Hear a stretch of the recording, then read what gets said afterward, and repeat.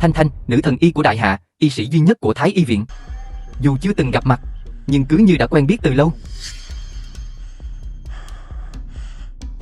Không phải cô luôn thèm khát cơ thể của tôi sao? Vậy thì hôm nay tôi sẽ thỏa mãn cô nhé, cục cưng à. Tôi đến nhé. Thâm Thiên Giám có tin tức gì không? Vô dụng. Một lũ vô dụng.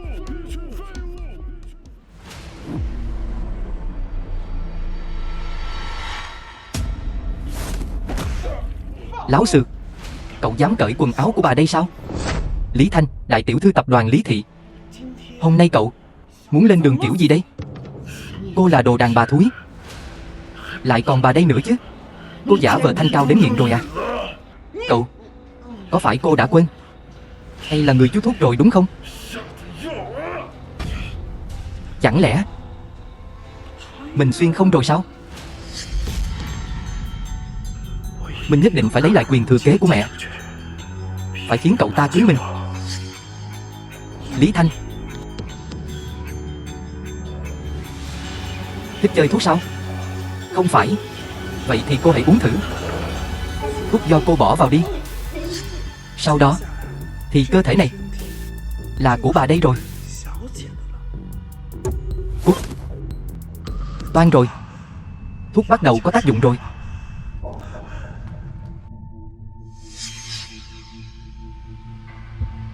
Không thể quan tâm nhiều như vậy nữa. Tiểu yêu tinh em đó. Hoàng tổng đáng ghét quá đi. Hoàng tổng, tập đoàn đầu tư xây dựng Hắc Long. Ai mà lại phóng túng như vậy chứ? Đây không phải là chị gái của Lý Ngọc sao? Trắng thật đó.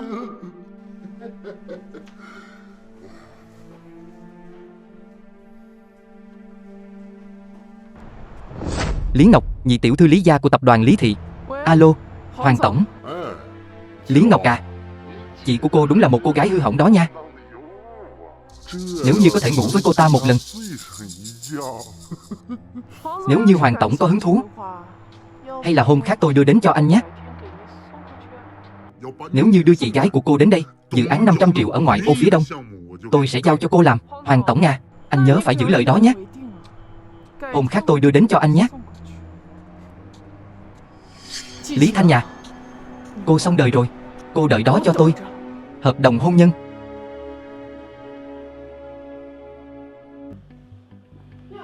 Chị ơi, sao chị lại mặc đồ của đàn ông vậy? Tối hôm qua chị không về nhà. Chắc không phải là... Còn đúng là con đàn bà hư hỏng mà. Lý Văn Đức, ba của Lý Thanh, người phụ trách hiện tại của tập đoàn Lý Thị. Vậy mà lại muốn cướp bạn trai của Tiểu Ngọc. Ba, con cướp bạn trai của cô ta sao? Thẩm Minh Khánh, không phải là chồng chưa cưới của con sao? Lý Thanh nhà, tôi khuyên cô nên từ bỏ đi. Trong tim tôi chỉ có Ngọc Ngọc thôi. Chúng ta sẽ không kết hôn đâu. Nhất định phải hủy hôn. Tất nhiên là phải hủy hôn rồi. Có điều là tôi muốn hủy hôn với cậu. Chị cũng đừng có quên, di chúc của mẹ chị là phải kết hôn với người của Thẩm gia mới có thể lấy được tài sản. Tôi khuyên cô bây giờ hãy ngoan ngoãn quỳ xuống dập đầu xin lỗi tôi. Nói không chừng tôi còn có thể giới thiệu cho cô một người ở chi thứ của Thẩm gia hay gì đó. Tôi nhất định sẽ kết hôn với Thẩm Cửu gia. Thẩm Quốc Hưng, người nắm quyền điều hành Thẩm thị, đứng thứ 9. Cửu gia, tránh ra. Cửu gia à, cậu đừng nghe Lý Thanh nói nhảm nhé. Con nhỏ hư hỏng này còn muốn bám víu Cửu gia nữa. Đây không phải là cái người đêm qua. Chú Chính à, con đàn bà này, cô ta điên rồi. Cô ta vậy mà dám xúc phạm chú. Lý tổng à, ông muốn ở trước mặt tôi đánh người của tôi sao? Cô còn chưa đi. Đợi tôi một chút.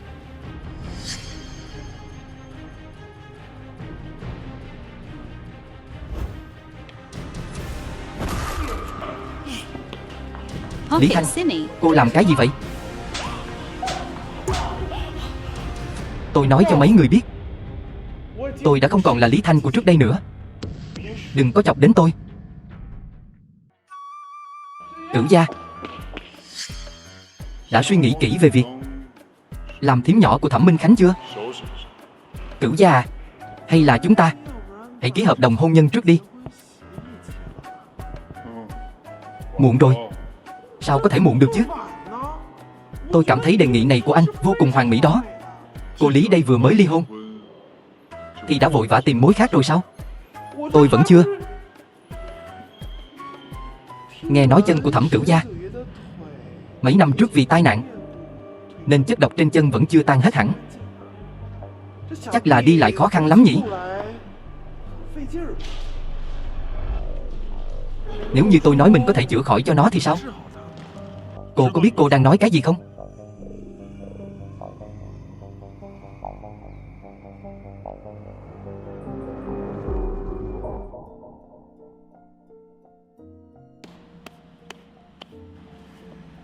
Thế nào rồi Thẩm Cửu gia?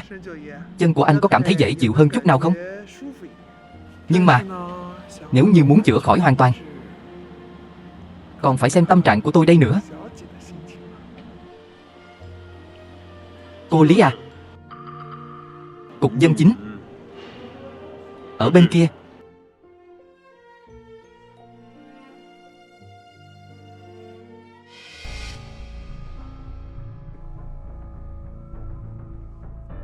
Anh Minh Khánh à,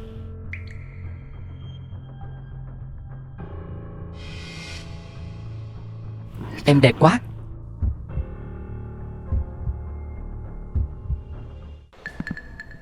Anh Minh Khánh à, thằng em của anh sao lại không thấy nhỉ?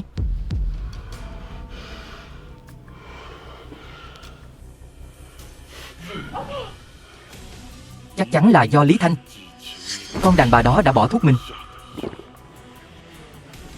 Cô cho tôi uống cái gì vậy? Chào mừng anh bước vào thế giới không thể lên. Pocket Cine.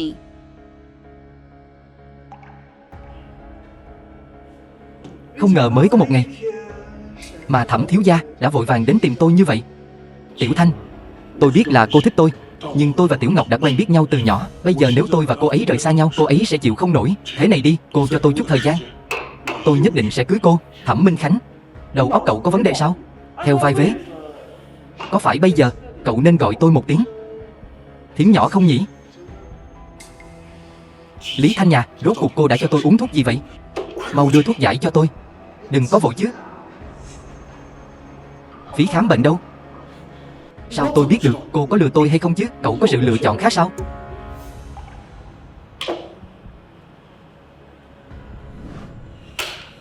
$300 triệu.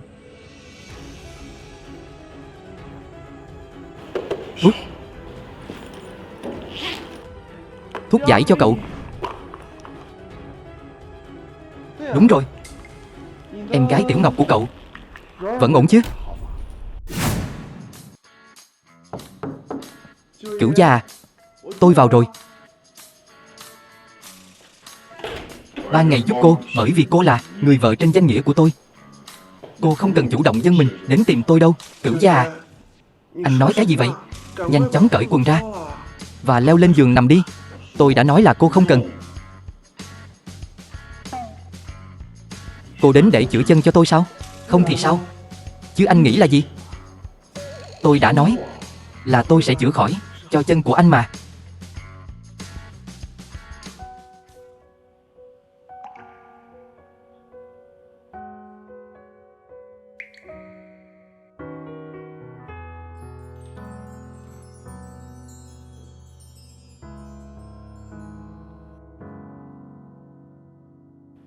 Cũng may là tôi có kinh nghiệm, nếu không thì chắc anh sẽ ngồi xe lăn cả đời rồi. Được rồi. Ngoài tôi ra, cô còn thấy qua chân của ai nữa không? Người cuối cùng tôi nhìn thấy chân đã nằm xuống đất từ lâu rồi. Cô có muốn ngủ cùng với tôi không?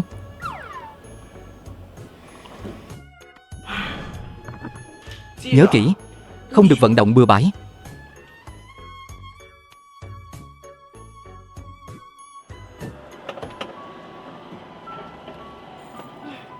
Bác Tài, chạy đi. Mùi gì vậy? Hoàng tổng à, tôi đã đưa đến khách sạn cho anh rồi. Thỏa thích tận hưởng đi ạ. Đúng là một người đẹp mà. Được ngủ với cô một lần, có đi đời cũng đáng. Cô làm gì đó? Mắt của tôi. Pocket Cinny. Để tôi đoán thử, ai đã xúi giục anh làm như vậy? Chẳng lẽ là Lý Ngọc sao? Đúng vậy. Cô ta nói chỉ cần tôi đưa cái hạng mục vùng ngoại ô phía đông cho cô ta thì cô ta sẽ tặng cho tôi một người đẹp tuyệt thế. Không cần mạng nữa sao? Dám động đến người phụ nữ của tôi. Gọi điện thoại cho cô ta. Vâng ạ. Lý Ngọc, tôi cho cô 10 phút, nhanh chóng đến khách sạn, nếu không thì đừng nói là không giao dự án ngoại ô phía đông cho cô thôi, mà toàn bộ Lý gia các cô sẽ xong đời cả đó. Gọi xong rồi ạ. Tốt. Những chuyện anh vừa làm với tôi, hãy làm lại hết toàn bộ với Lý Ngọc. Nhớ kỹ, nhất định phải quay phim lại nhé. Con đàn bà thúi cô, dám hại tôi. Hoàng tổng à, cầu xin anh đó Hoàng tổng, van xin anh tha cho tôi đi mà. Tha cho cô sao? Hôm nay tôi sẽ cho cô nếm thử thế nào là lái xe lửa. Lái xe lửa sao? Lái xe lửa gì cơ? Các anh em, lên.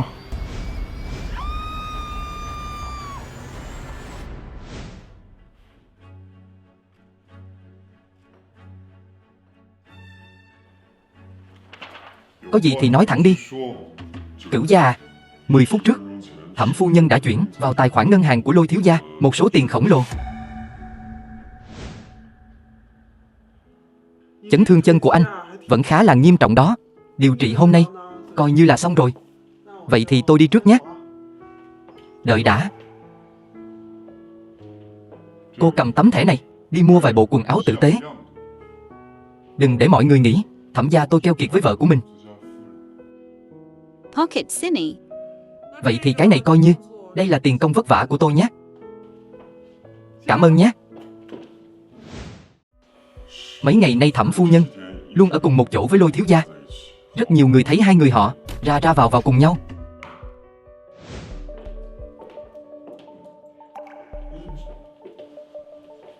Thẩm Quốc Hưng, anh đang làm gì vậy?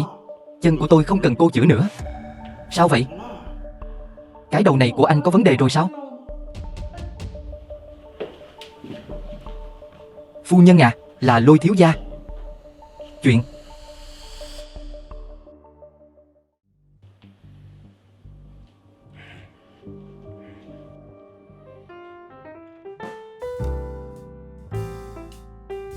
Cửu gia à, tôi thực sự không có bao nuôi người đàn ông đó.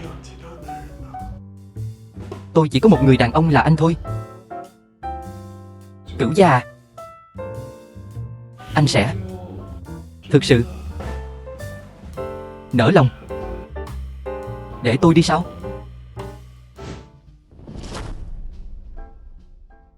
Sao kim đồng hành cùng mặt trăng? Mặt trời nuốt chửng sao Mão. Xem ra sắp có chuyện lớn xảy ra rồi. Não cô cũng bị hỏng rồi à?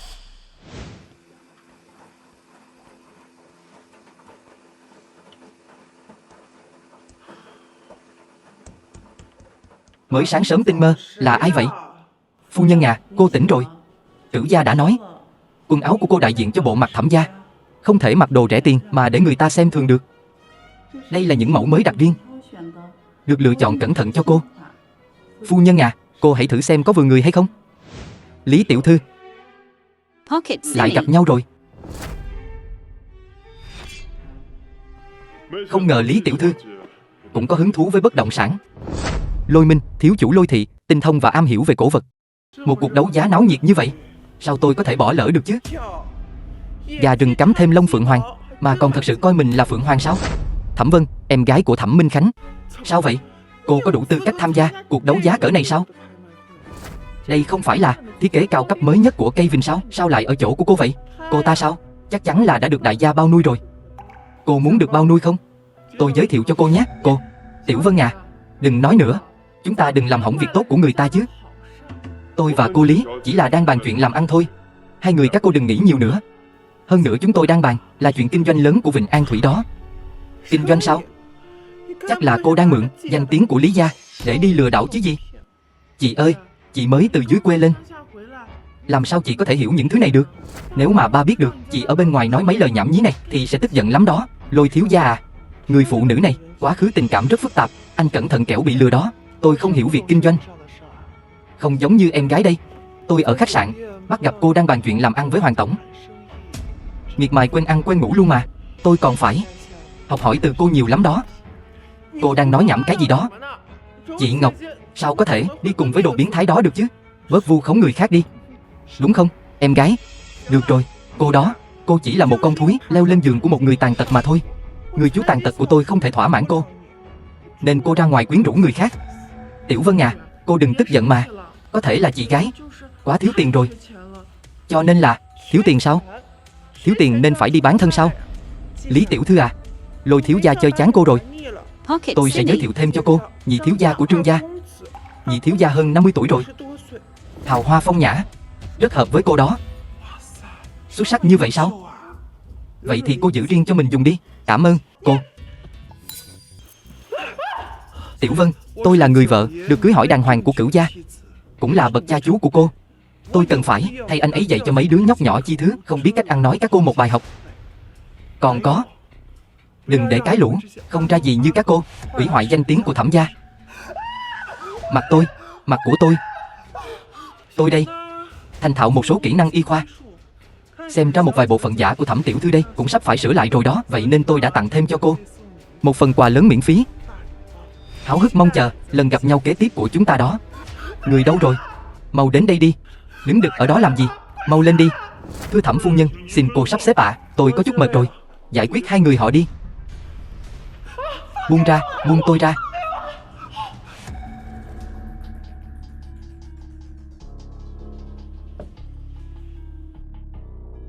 Tôi là người vợ được cưới hỏi đàng hoàng của Cửu gia, cũng là bậc cha chú của cô. Tôi cần phải thay anh ấy dạy cho mấy đứa nhóc nhỏ chi thứ không biết cách ăn nói các cô một bài học. Còn nữa, đừng để cái lũ không ra gì như các cô hủy hoại danh tiếng của Thẩm gia. Ở những nơi tôi không nhìn thấy cũng rất bảo vệ tôi đó chứ. Thẩm Vũ, sau này không cần xuất hiện ở Bắc Kinh nữa. Khoan đã, để tôi xem ai dám động vào em gái tôi. Em gái à, em ổn chứ? Anh, mặt của em, ưu tiên việc gấp trước đã. Mau đưa cô ấy đến bệnh viện đi. Đúng rồi, Thẩm Minh Khánh. Tôi cho anh đi rồi sao? Lý Thanh, tôi biết là cô thích tôi vì yêu sinh hận, nhưng tôi nói cho cô biết tôi chỉ thích Ngọc Ngọc thôi. Một người đàn bà độc ác như cô, tôi thậm chí chỉ nhìn một cái thôi cũng không thèm nhìn, còn muốn bước chân vào Thẩm gia chúng tôi nữa chứ. Tôi khinh. Hóa ra cái cô Lý Thanh này muốn làm người thứ ba, kết quả không thành. Chú ý lời nói của cậu đi. Mặt của em đều trách anh. Mặt em đau quá đều tại vì anh đã thích Ngọc Ngọc. Chính vì thế mà mới hại em như vậy. Hóa ra là em gái đã cướp bạn trai của chị gái sao? Nhìn cô ta yếu đuối như vậy, không ngờ lại thâm hiểm như vậy. Hôm nay tôi chỉ là đến tham gia đấu giá thôi. Ba người các cô, đừng lãng phí thời gian của tôi nữa. Mau cút đi. Chúng ta đi.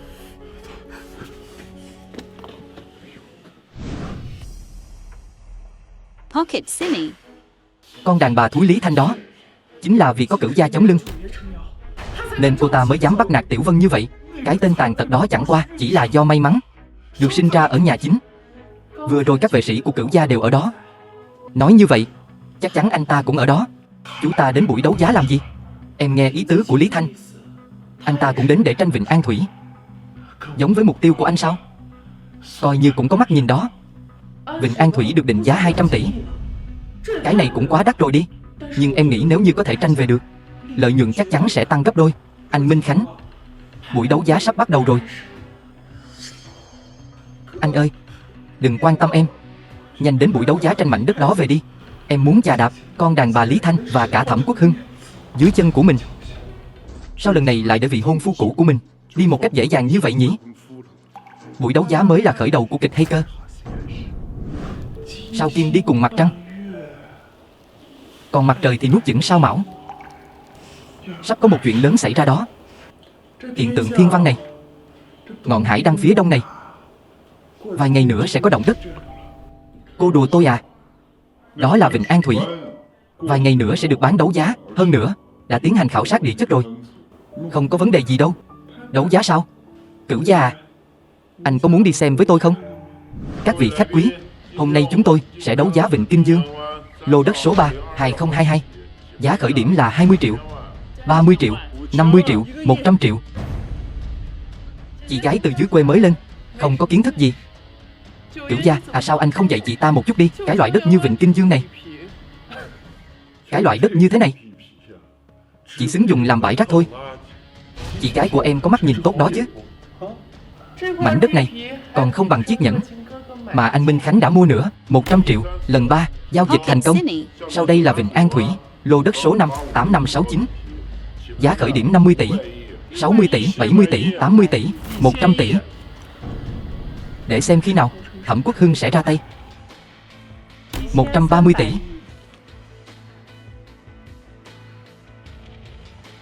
200 tỷ, 250 tỷ. Mức giá này cũng cao quá rồi đi. Đúng đó, không ngờ tài chính của Thẩm Minh Khánh lại mạnh như vậy. Thẩm Minh Khánh bây giờ to gan rồi nhỉ, còn dám tranh đồ với tôi nữa. Thẩm Cửu gia ở trong buổi đấu giá đương nhiên là phải so sánh dựa trên thực lực chứ. Chú nói coi có phải không? 260 tỷ, 270 tỷ, 280 tỷ, 300 tỷ. Thẩm Cửu gia, cháu xem chú lấy gì tranh với cháu đây? Tôi nói chứ Thẩm Minh Khánh, hay là cậu giữ lại một chút tiền cho em gái cậu phẫu thuật thẩm mỹ đi. 330 tỷ. Anh Minh Khánh nha, ngân sách của chúng ta chỉ có 100 tỷ thôi. Cái này cũng vượt quá rồi đó. Sao vậy em gái?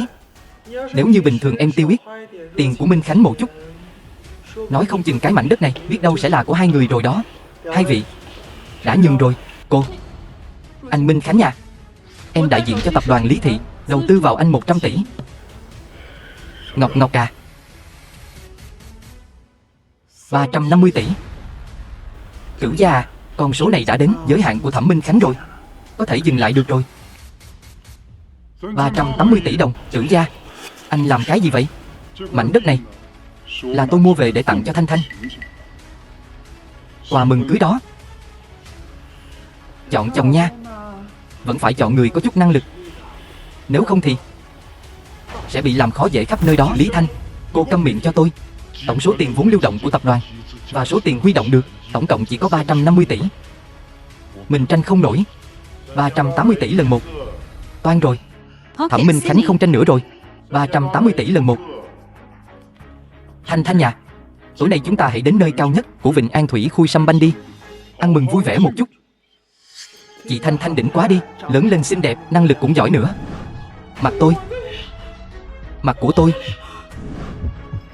Con đàn bà thúi, hôm nay ông đây sẽ cho cô nếm thử xem thế nào là lái xe lửa. Các anh em, lên. Mấy người đừng có đắc ý quá. Em gái à, loại đàn ông tôi không cần, mà em còn nhầm thứ rác rưởi này thành báu vật. Đợi đến khi cuộc đấu giá này kết thúc, cô vẫn nên đi tìm Hoàng tổng kia của cô để chơi đi. Ngọc à, Hoàng tổng gì cơ? 380 tỷ lần 2.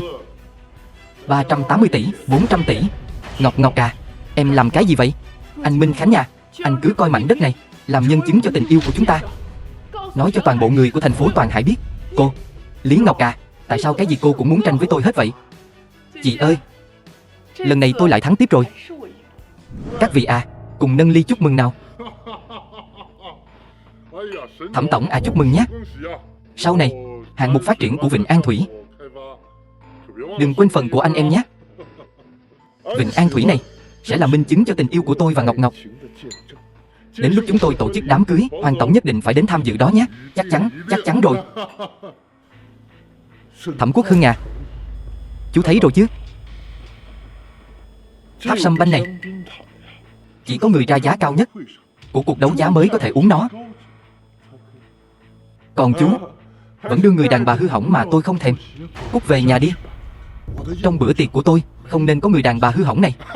Đúng đó, không có con đàn bà hư hỏng. Tôi khuyên mấy người không nên vui mừng sớm như vậy. Kịch hay vẫn còn ở phía sau đó. Đợi đến khi anh Minh Khánh của tôi khai phá Vịnh An Thủy rồi, chúng ta sẽ trở thành những người ưu tú nhất của toàn thành phố. Ngọc à, đến lúc đó Anh sẽ ở nơi cao nhất của Vịnh An Thủy, xây dựng khách sạn sang trọng nhất, tổ chức cho em một đám cưới long trọng nhất. Anh Minh Khánh à, anh tốt quá đi. Đúng rồi, đám cưới của chị gái vẫn chưa tổ chức. Hay là chị cầu xin tôi đi. Tôi sẽ bảo anh Minh Khánh của tôi làm bù cho chị một cái lễ ở Vịnh An Thủy nhé. Kẻ tiểu nhân này một khi đã được quyền được thế, chính là cái thái độ như vậy. Lý Ngọc à, cô đã rút ra 100 tỷ từ tập đoàn Lý Thị, đổ ngược tiền vào nhà họ Thẩm làm của hồi môn. Cô nói xem nếu ba biết được chuyện này sẽ cảm thấy thế nào đây? Đợi đến khi Vịnh An Thủy phát triển rồi, số tiền này tôi sẽ trả lại cho Lý Thị gấp đôi. Người không có cổ phần như chị không cần phải lo lắng đâu. Chú Chính à, bữa tiệc chúc mừng của tôi sắp bắt đầu rồi. Thế nào? Có cần đợi tôi đuổi chú ra ngoài không? Mời nhé. Tôi nghĩ cậu sẽ sớm không còn tâm trạng để tổ chức tiệc chúc mừng rồi đó.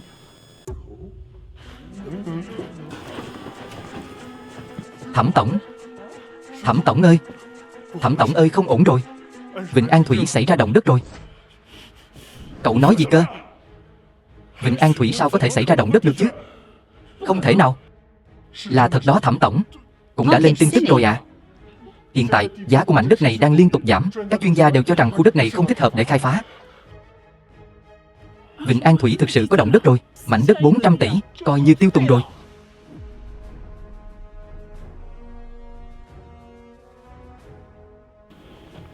Thẩm Minh Khánh, mảnh đất Vịnh An Thủy có trị giá 400 tỷ, nhưng công ty của cậu thì nhiều nhất là 200 tỷ thôi. Bán đất công ty đi cũng không trả nổi. Thẩm tổng à, tôi muốn rút vốn của dự án lần trước. 2 tỷ cậu nợ tôi lần trước vẫn chưa trả đó. Cút đi, cút hết đi. Em gái à, sao nghe xong tin tức lại không đứng nổi thế này? Cút đi, không cần cô giả vờ tử tế. Đâu có giả vờ. Tất cả mọi chuyện ba đều nghe hết rồi. Con vậy mà lại dám động vào 100 tỷ tiền của công ty. Không, không đâu, nói chính xác là 200 tỷ cơ. Ở trong cuộc đấu giá Lý Ngọc đã nói rồi. Cái này nha, là minh chứng cho tình yêu của cô ta và Thẩm Minh Khánh đó. Có phúc cùng hưởng, có họa cùng chia. Cô câm miệng đi. Ba à, không phải. Không phải như vậy đâu ba à. Mày là cái đồ ăn cháo đá bát. Tao sinh ra mày, nuôi mày bao nhiêu năm nay, mà mày lại làm như vậy sao? Tao đánh. Cút đi. Nhìn cái chân này của anh cũng không còn vấn đề gì nữa nhỉ? Tôi đã giúp cô chuyện lớn như vậy rồi, cô trả ơn tôi thế nào đây? Vậy thì anh nhắm mắt lại đi.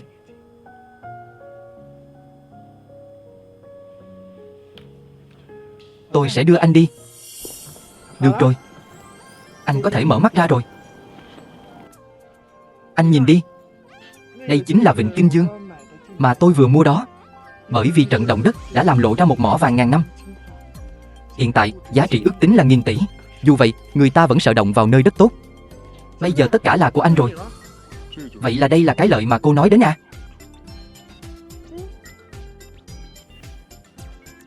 Vậy thì mảnh đất này cô cứ tự giữ lấy đi. Vậy thì tôi xuống dưới xem náo nhiệt đây. Đợi đã.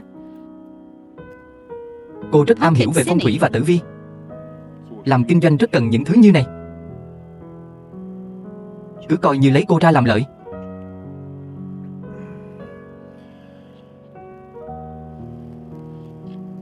Cửu gia à,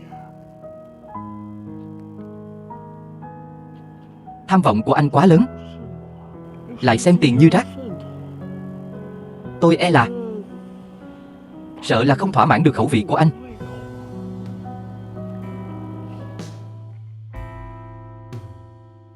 Anh nhìn lên trời đi. Có nhiều ngôi sao và 28 chòm sao khác nhau. Chúng nó nhỏ thì có thể dự đoán vận may và xui xẻo của một người, còn lớn thì có thể dự báo sự thịnh suy của một vương triều. Tất cả các hiện tượng thiên văn cô đều thấy hết rồi sao? Cái đó thì không phải. Cũng giống như hiện tượng sao hỏa đứng ở vị trí tâm chòm sao kia, tôi cũng chưa từng nhìn thấy. Điều đó chứng tỏ rằng một cuộc đại loạn sắp xảy ra. Nhân sinh chưa từng gặp gỡ lại như thể đã biết nhau từ lâu. Tham thương là chỉ sao tham và sao thương. Đáng tiếc, chúng nó vĩnh viễn không thể gặp nhau. Tại sao? Bởi vì chúng nó vĩnh viễn không bao giờ xuất hiện trên cùng một bầu trời. Bởi vì chúng nó không bao giờ gặp được nhau. Sao tham và sao thương thật sự không thể gặp nhau lần nữa sao? Thanh Thanh, thực ra... Alo. Sao cơ? Tôi sẽ đến ngay. Cửu gia à, trận động đất vừa rồi đã làm lộ ra một ngôi mộ cổ ngàn năm. Tôi muốn đi xem thử. Lát nữa gặp lại nhé.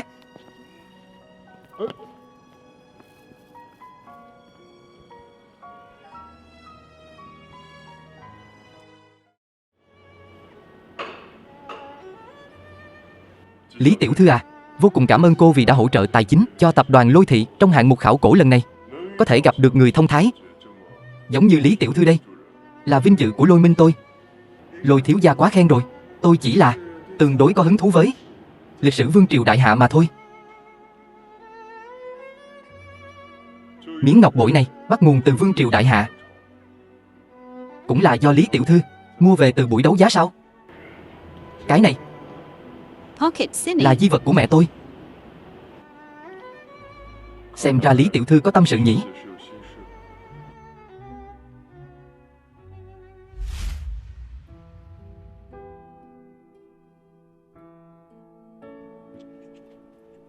Miếng ngọc bội song ngư xinh đẹp như vậy mà ngài muốn tặng ta sao? Người thích thì cứ lấy đi. Lời của ta nói còn có thể giả sao? Lý tiểu thư, lần này tôi đã đầu tư vào một bộ phim cổ trang của vương triều đại hạ. Cô có hứng thú đi xem một chút không? Được.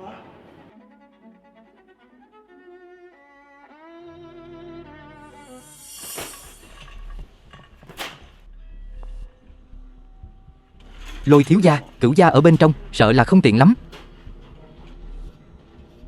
Tránh ra.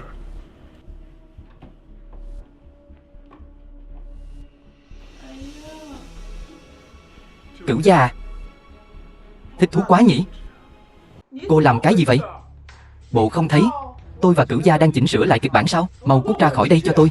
Sao vậy Cửu gia? Bây giờ còn mở rộng đến cả lĩnh vực giải trí nữa à? Tôi là nữ chính của bộ phim này. Cô là ai mà dám nói chuyện với Cửu gia như vậy? Cửu gia ơi là Cửu gia, nữ chính mà anh chọn chất lượng thật đáng lo ngại đó. Cô Cửu gia à, con đàn bà thúi này ở đâu ra vậy? Dám nói chuyện như vậy với tôi, người ta nghe không nổi nữa đâu. Vợ à, anh ngay cả đế giày cũng không để cô ta chạm vào. Đúng đó thưa phu nhân, tôi có mặt ở đây, tôi có thể làm chứng. Thẩm phu nhân, tôi xin lỗi, tôi có mắt như mù. Tôi xin lỗi. Phu nhân, Cửu gia, anh ấy không biết gì cả. Anh ấy chỉ muốn đến để kiểm tra tiến độ của đoạn phim. Kết quả không ngờ có người lại có tâm tư lệch lạc. Người đâu? Gọi đạo diễn đến đây cho Thẩm Cửu gia. Loại phụ nữ này mà cũng xứng làm nữ chính sao? Cô nữ chính này là thanh mai trúc mã với hoàng đế đại hạ, người không được cưng chiều từ nhỏ, cuối cùng nắm tay nhau trải qua những cuộc đấu đá khốc liệt và những biến cố liên tiếp trong triều đình, cuối cùng trở thành mẫu nghi thiên hạ. Thanh Thanh nhà, cô cảm thấy cái này có gì không đúng không? Trước tiên không nói đến vị vua võ đế này, cả đời không lấy vợ, nữ chính là một thần y, sao có thể vào cung làm hoàng hậu được chứ? Cái xuất thân này thật ra là, đối với võ đế mà nói, Pocket không Cine. phải là trở ngại. Bất cứ ai làm thầy thuốc nếu được triệu kiến, không phân biệt địa vị hay khoảng cách đều sẽ đến chữa. Mọi người đều biết, từ xưa đến nay, Thái y viện đều đại diện cho những danh y hàng đầu của mỗi triều đại. Nhưng liệu những người phục vụ cho hoàng tộc ở Thái y viện, họ có cúi xuống để khám chữa bệnh cho những người dân bình thường hay không? Sẽ không. Thậm chí có một vài phương thuốc bí mật chỉ được lưu truyền ở trong giới quý tộc, đặc biệt trong thời kỳ dịch bệnh. Vậy nên những người dân thường đó chỉ có thể dựa vào việc khám chữa bệnh của các thầy thuốc ở làng mà thôi, cũng không thể nhận được sự chữa trị hiệu quả hơn. Vậy nên tỷ lệ mất mạng của họ mới đặc biệt cao hơn tầng lớp quý tộc. Tôi nghĩ đây không phải là điều mà các thái y muốn, cũng không phải là điều nữ chính muốn.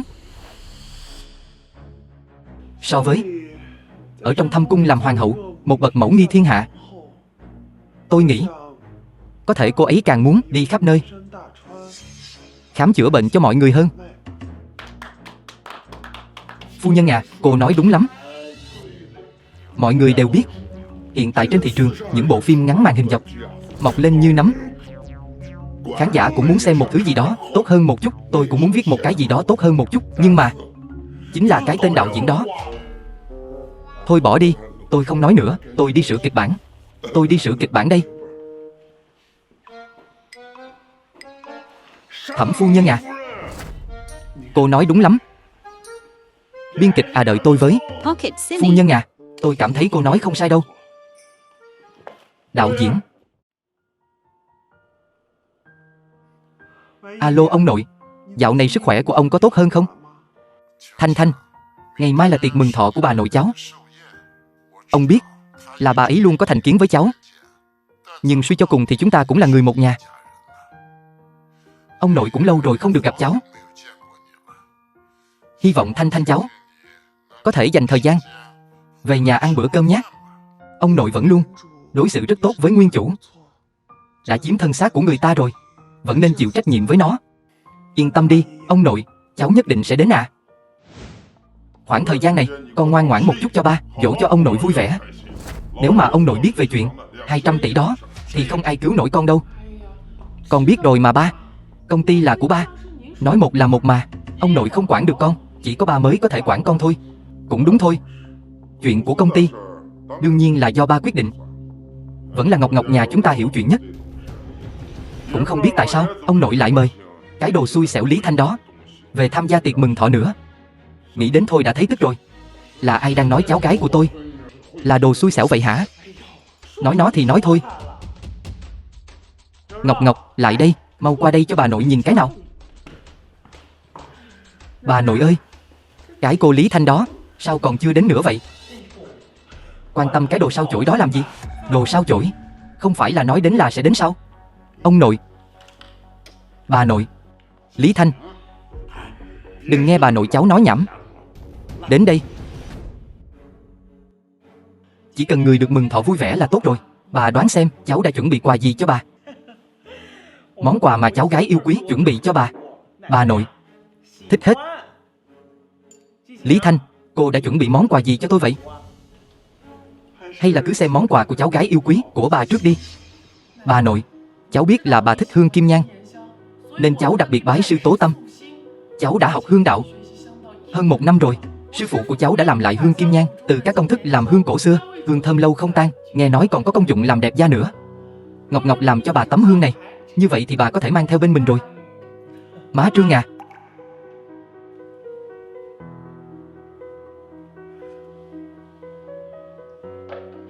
Pocket Cine.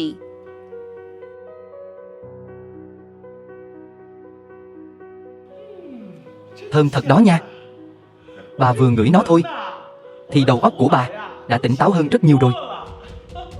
Mọi người mau truyền cho mọi người ngửi thử đi.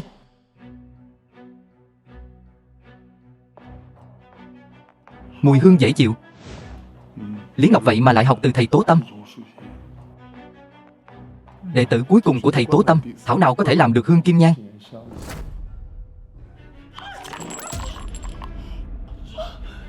Bà nội, hương cháu làm cho bà.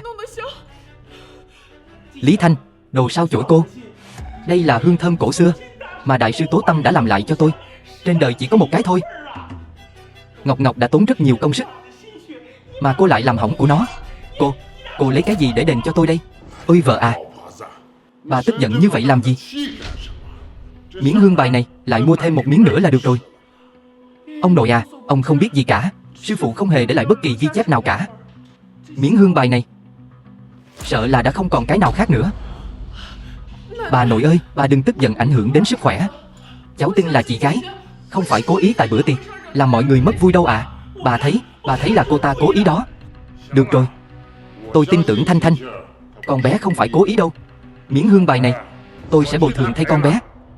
Ông nội à, miếng hương bài này thật sự không phải do cháu làm vỡ mà. Quy trình sản xuất hương bài được tạo thành từ mùi hương, thêm vào bột dính, nước và các chất phụ gia khác. Sau khi trải qua lọc mài và thấm mùi hương, cuối cùng được phơi khô, tách khuôn và thành hình. trải qua rất nhiều trình tự như vậy, nên kết cấu rất cứng cáp, không dễ bị làm hỏng. Tôi lấy đâu ra sức lực lớn đến nỗi có thể dễ dàng làm vỡ nó như vậy chứ? Không tin thì mọi người có thể bẻ thử xem. Quả thực cái này bẻ tới bẻ lui cũng không gãy, chứ đừng nói là ngã. Con thì biết cái quái gì chứ? Con mới từ dưới quê lên thành phố được vài năm thôi. Con biết cái gì gọi là cổ hương sao? Tôi nghĩ lỡ như có ai đó đã cố ý làm hỏng, khiến hương bài có vết nứt từ trước đó rồi. Đê dài nghìn dặm cũng vỡ vì tổ kiến. Đến lúc đó nhẹ nhàng ngã một cái, nó sẽ vỡ vụn dọc theo những vết nứt đã bị giở trò trước đó. Nếu như tôi đoán không lầm thì bề mặt này có vết lõm, lại rất trơn và sạch sẽ, nhưng bên trong lại rất thô. Đó chính là do việc làm này mà tạo thành. Cô nói lời này là có ý gì? Ý cô là tôi cố tình làm hỏng hương của đại sư Tố Tâm sao? Hơn nữa, những gì cô nói là vô căn cứ. Đừng có ở đây mà tỏ ra nguy hiểm. Những gì tôi nói có căn cứ hay không? Cô có thể đi tìm các chuyên gia để kiểm tra thử. Tôi nghĩ ở nơi mọi người đều nhìn thấy, tôi không thể trong thời gian ngắn như vậy dùng vật sắc nhọn để cào xước hương bài, rồi sau đó lại đập vỡ nó. Hơn nữa mọi người cũng biết đấy, trước giờ tôi không ở Lý gia. Vậy nên cô nói đi, có phải cô cố tình gài bẫy hại tôi không? Bà nội, bà nhìn cô ta kìa, cô ta vừa ăn cướp vừa la làng, còn đổ oan cho cháu nữa. Bà nội ơi, cô cút ra ngoài cho tôi. Thôi mà đủ rồi. Không phải chỉ là một miếng hương bài thôi sao? Mấy người có cần làm quá lên như vậy không hả? Bà nội, miếng hương bài này tốt nhất là nên đập vỡ đi. Lý Thanh, sao cô lại độc ác như vậy chứ?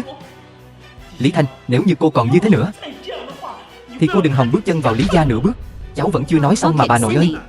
Ý của cháu là nếu như bà dùng miếng hương bài này rồi thì tiệc mừng thọ năm sau sợ rằng sẽ thành đám tang mất. Cô xui xẻo. Bà nó ơi, bà sao vậy? Lý Thanh, cho dù bà nội không thích cô cũng không thể ác độc mà trù ẻo bà nội chứ. Thanh, ông nội à, cháu chỉ nói sự thật mà thôi. Miếng hương mà Lý Ngọc mang về, nó có vấn đề. Những nguyên liệu trong miếng cổ hương này, ví dụ như hoắc hương, đương quy, bạch chỉ, có rất nhiều điểm tương đồng với y học cổ truyền Trung Quốc. Nhưng trong quá trình phối hương, nếu như xuất hiện một vài sự xung đột của các nguyên liệu thì sẽ sản sinh ra một vài tác hại không lường trước. Tôi không muốn hại bà nội. Đây là công thức tạo hương của đại sư Tố Tâm mà, sao có thể có vấn đề được chứ?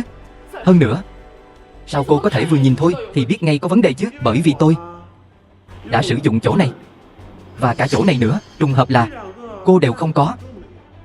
Nhưng mà nếu như cô có thể chuẩn bị tất cả nguyên liệu trong công thức tạo hương này cho tôi thì tôi có thể làm lại nó ngay tại đây cho mọi người xem.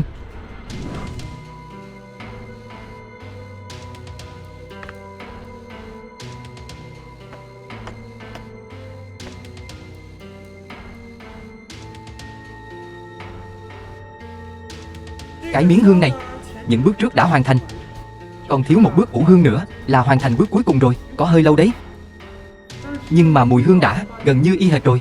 Không tin mấy người ngửi thử đi. Hương quả thật rất thơm, giống y đúc.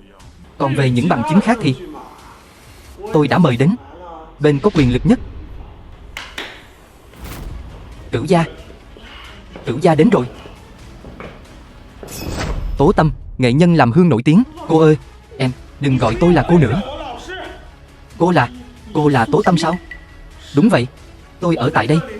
Trước tiên xin lỗi tất cả mọi người, do tôi dạy bảo đệ tử không nghiêm, suýt nữa thì gây chuyện lớn rồi.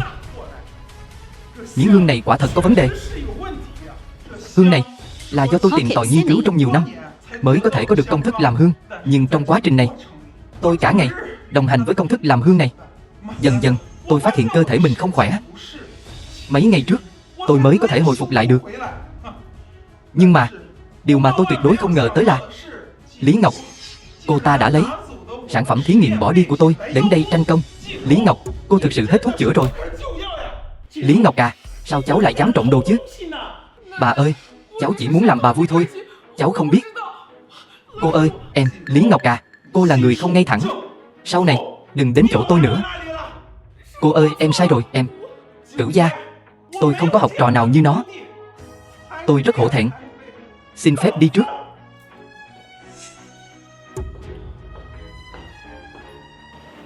Ông nội ơi, đây là viên thuốc bí truyền mà cháu tự tay làm. là món quà mừng thọ mà cháu tặng cho bà nội, có tác dụng rất tốt cho tim và cơ thể. Ở thời điểm quan trọng còn có thể cứu một mạng, bởi vì có người muốn vu oan giá họa cho cháu, nên cháu sẽ ở trước mặt mọi người để mọi người chứng kiến một chút, tránh cho gây ra nhiều phiền phức. Đúng vậy, ông cụ Lý, chắc là ông vẫn chưa biết phải không?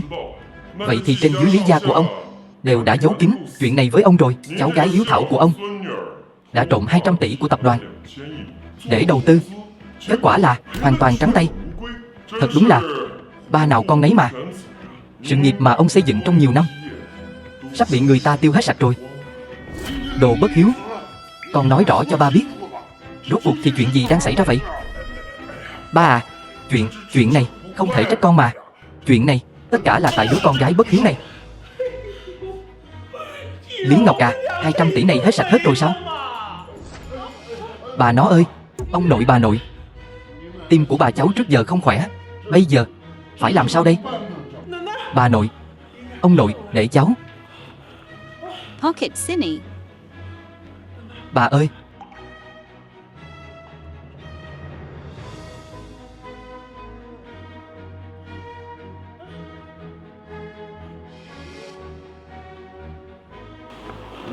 Ông nội, sau này nếu có trường hợp khẩn cấp, chỉ cần uống một viên. Nếu như mọi người ở đây đều không chào đón tôi, vậy thì tôi đi trước nhé. Ông nội à, hai người chú ý giữ gìn sức khỏe.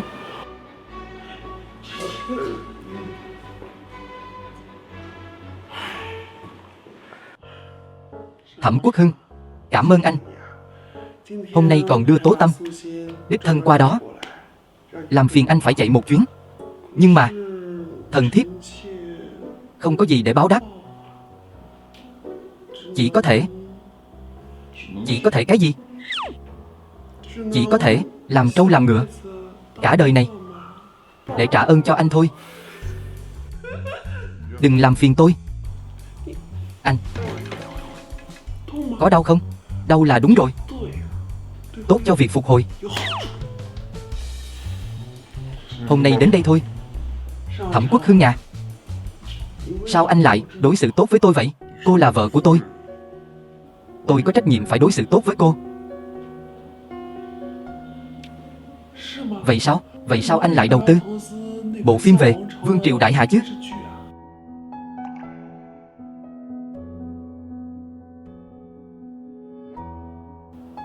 Thẩm Quốc Hưng, anh đừng có giả vờ. Thẩm Quốc Hưng,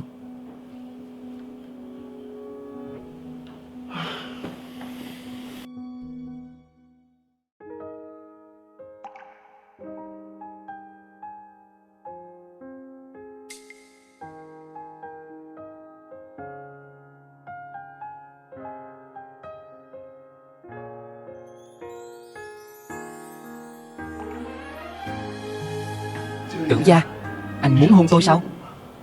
Còn sống thì cút ra cho tôi. Ai cho cô lên giường tôi? Nhưng mà hai chúng ta lần đầu gặp mặt, tôi đã trèo lên giường anh rồi mà. Vậy cô bây giờ với cô trước kia vẫn giống nhau sao? Được rồi, tôi còn có việc khác. Quả thực bận hơn cả tôi, một tổng giám đốc. Tôi không giống Cửu gia anh đây. Tôi vẫn đang trong giai đoạn khởi nghiệp, đương nhiên sẽ có một ngày chăm chỉ mà thành công. Tôi đi trước đây. Tạm biệt.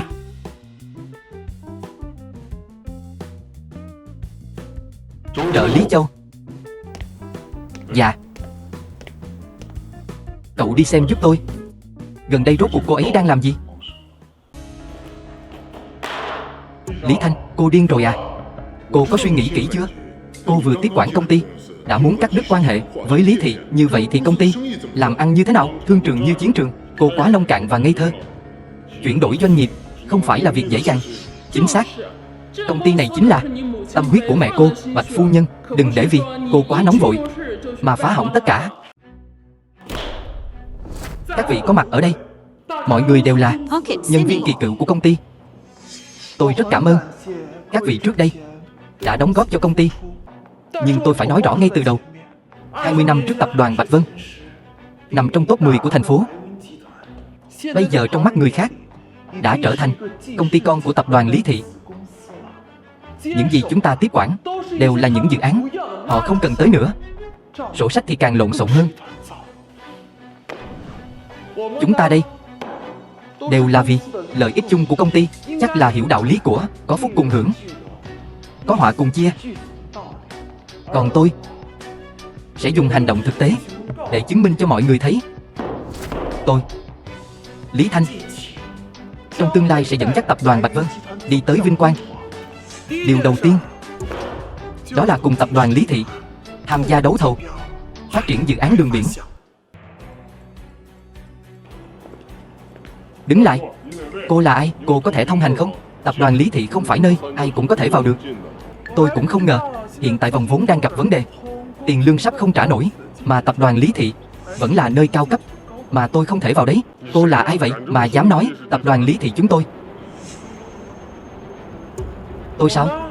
Chỉ là đánh giá khách quan về cái tên khốn đó thôi. Cô là Lý Thanh. Lý Thanh, cô dám nói chúng tôi như vậy sao? Cút đi, hỗn láo. Đánh chó cũng phải nhìn chủ. Tôi đây chính là đang đánh hai con chó các anh đấy. Cô xem, dự án này rốt cuộc cô làm như thế nào? Một con chó hoang bên đường còn làm tốt hơn cô. Giám đốc, tôi chẳng qua chỉ chỉnh sửa theo ý của anh thôi. Cô còn dám cãi lại? Ngày mai nếu làm không xong, mọi khoản tiền phạt vi phạm hợp đồng đều do cô chịu trách nhiệm. Cô cũng không cần đến làm nữa. Quản lý, đừng mà. Mẹ tôi còn phải dựa vào tôi, còn dựa vào tiền lương của tôi để đi khám bệnh. Xin anh, đừng sa thải tôi. Mức lương 2.000 một tháng. Vậy thà cô mua bảo hiểm, tìm xe tông sẽ có tiền nhanh hơn đấy. Mau nộp bản thảo đi.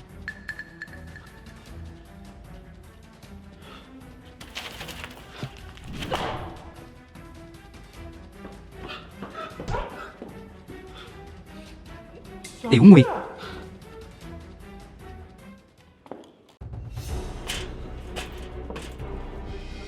Pocket Cine. Tiểu Nguyệt, em làm gì vậy? Mau xuống đi, nghe lời chị. Chị Thanh Thanh, em xuống đây đi. Nói cho chị biết chuyện gì đã xảy ra. Xuống, mau xuống đi. Công ty gần đây kinh doanh không tốt. Những nhân viên như chúng em ngày nào cũng bị cấp trên mắng chửi. Mỗi ngày đều tăng ca đến 1-2 giờ. Thật ra là vì Lý Thị, họ không muốn trả tiền bồi thường cho chúng em. Mọi người đều không chịu nổi, đều đã từ chức hết. Chị biết rồi. Xuống đây trước đi. Xuống đây đã. Con bé ngốc này, chị nói cho em biết, em vì cái loại công ty thiếu đạo đức này mà đặt cược chính mình. Chị xuống thay em trả thù, có được không? Em xuống đây trước đi.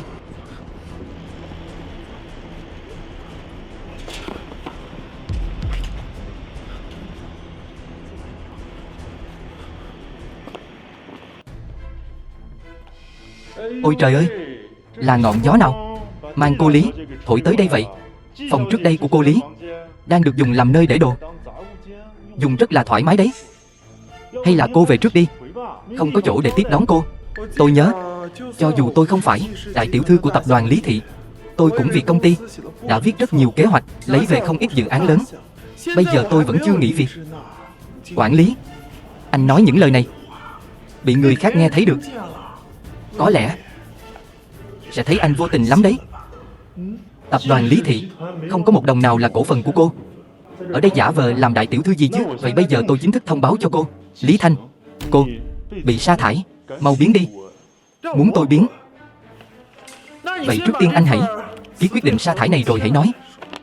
Theo lý thuyết, anh phải bồi thường cho tôi gấp 3 lần, cộng thêm nữa bản vẽ thiết kế trước đây. Theo quyền tác giả, nó cũng phải là của tôi. Ôi, Lý Thanh nhà, bây giờ cô nghèo đến mức phải đến tập đoàn Lý Thị để xin ăn sao? Cô hỏi những nhân viên ở đây xem, ai có thể đòi 1 đồng nào từ Lý Thị hả? Tôi theo họ người đó. Người làm công phải có sự tự giác của người làm công. Anh cũng thật là con chó ngoan của Lý Tổng. Đừng quên, trong mắt Lý Tổng, anh cũng chỉ là một người làm công. Nói không chừng ngày nào đó anh sẽ bị cuốn gói cút đi đấy. Cô nói gì đấy, chị Thanh Thanh, chị có sao không? Cái thể loại gì vậy chứ, dám đổ lỗi cho Lý Thị? Cái thể loại gì vậy chứ, dám đổ lỗi cho Lý Thị? Ai đang quay phim? Mau tắt đi, mọi người mau xem đi. Lý Thị đánh đập nhân viên bị lộ, lên top tìm kiếm rồi. Mấy người còn dám xem sao? Mau tắt đi. Giám đốc à, bây giờ mọi người trên khắp đất nước đều biết đến anh rồi. Mau nói xin chào với mọi người ở trong kênh trực tiếp đi này. Lý Thanh, con tiện nhân này. Bây giờ tôi chính thức nộp đơn kiện anh và Lý Thị. Các người bị nghi ngờ vi phạm luật lao động trong thời gian dài, xúc phạm đến nhân viên công ty. Nhân viên bị các anh ép buộc phải rời đi, bây giờ đã cung cấp đủ bằng chứng, sẵn sàng liên hợp lại cùng nhau kiện tập đoàn Lý Thị mấy người. Tôi nghĩ nếu không có gì bất ngờ xảy ra, người kế tiếp bị tập đoàn Lý Thị đưa ra quyết định sa thải chính là giám đốc anh rồi. Có lẽ mọi người đều giống với tôi, thức khuya tăng ca để theo kịp tiến độ của dự án. Chị Thanh Thanh, chị nói đúng. Chúng tôi đã thức khuya để tăng ca mỗi ngày, còn phải chịu những lời mắng chửi của cấp trên. Đồng lương ít ỏi kiếm được cũng không nhận được. Chúng tôi không có đường lui, cho nên chúng tôi chỉ có thể bị công ty lợi dụng, bóc lột sức lao động. Hôm nay, nếu như không phải chị Thanh Thanh kéo tôi lại, thì tôi đã nhảy từ trên lầu của công ty Lý Thị xuống rồi. Nhưng mà điều này thì có ảnh hưởng gì đến Lý Thị đâu chứ. Ngày mai tìm vài người lao công đến dọn dẹp sạch sẽ, mọi người vẫn sẽ quay lại làm việc như thường. Vậy nên chúng ta không thể hành động bồng bột. Tôi sẽ cùng với những đồng nghiệp đã bị sa thải cùng nhau đối đầu với Lý Thị. Nếu như mọi người có bằng chứng, có thể liên hợp với tôi cùng nhau chống lại Lý Thị. Tập đoàn Bạch Vân bây giờ do tôi chính thức tiếp quản. Hiện tại bộ phận kế hoạch đang cần rất nhiều nhân tài. Nếu mọi người không chê thì có thể gửi cho tôi một phần hồ sơ. Tôi là một người sếp, cũng là một cựu nhân viên, sẽ đảm bảo cho mọi người có cuộc sống ổn định. Tiểu Nguyệt, tôi có bằng chứng, vẫn luôn giữ ở đây. Chị Thanh Thanh, bên phía tập đoàn của chị còn đang trống vị trí nào không? Lý Thanh, cô đúng là xảo quyệt.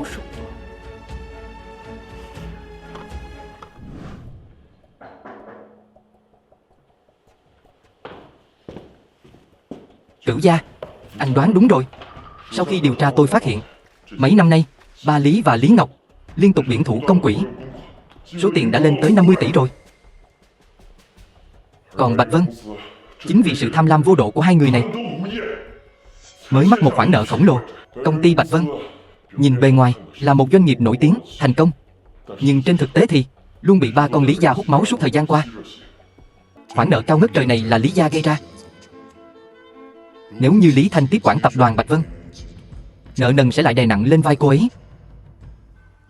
Lý Thanh không có lý do gì để giúp họ trả nợ cả. Cửu gia à, anh sắp xếp đi ạ. Lý tổng à, cô đã nghe nói chưa? Vụ bê bối của Lý Thị đang gây xôn xao dư luận. Hiện nay rất nhiều công ty đều đã chấm dứt hợp đồng hợp tác với Lý Thị. May là đã đến chỗ Lý tổng làm việc.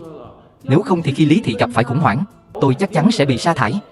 Loại công ty được quản lý bởi những người vô đạo đức như vậy, xảy ra chuyện chỉ là vấn đề thời gian thôi.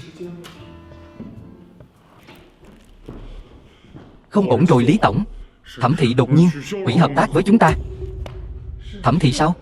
Thẩm Thị của Thẩm Quốc Hưng sao? Cửu gia sao? Lý tổng à, chúng ta đã đắc tội với một nhân vật lớn như Cửu gia từ khi nào vậy? Nhưng mà kế hoạch này chúng ta đã rất cố gắng mới làm ra được mà. Cửu gia à, tôi sẽ đi gặp anh ấy.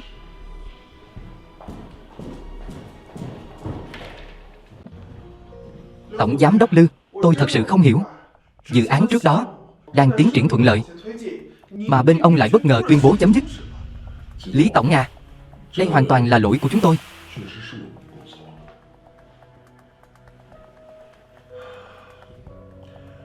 Tập đoàn Bạch Vân quả thực vẫn còn nhỏ bé.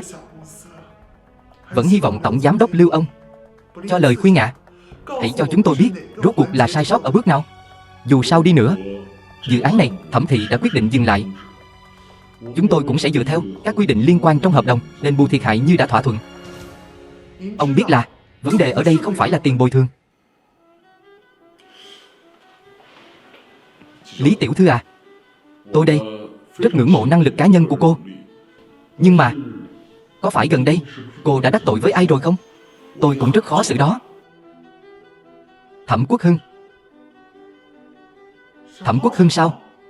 Sao anh ấy lại làm như vậy chứ? Giám đốc Lưu à, hay là ông hãy cùng với tôi đi tìm anh ấy nói chuyện thử đi. Lý Tổng à. Cửu gia không phải người mà Lý tiểu thư muốn gặp là có thể gặp đâu. Thậm chí cô cũng không thể lên tầng cao nhất. Hay là cứ quay về đi. Sao cô lại có thể lên tầng cao nhất của tập đoàn Thẩm thị vậy? Người có quyền này còn không đếm nổi một bàn tay đó.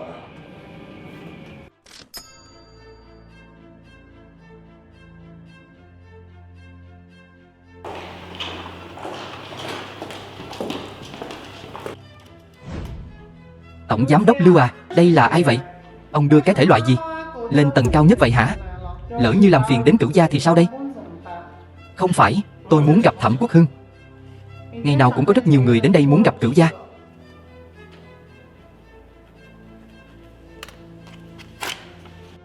Lấy số rồi thì phải xếp hàng. Chắc phải đợi đến 3 năm sau mới đến lượt cô đó.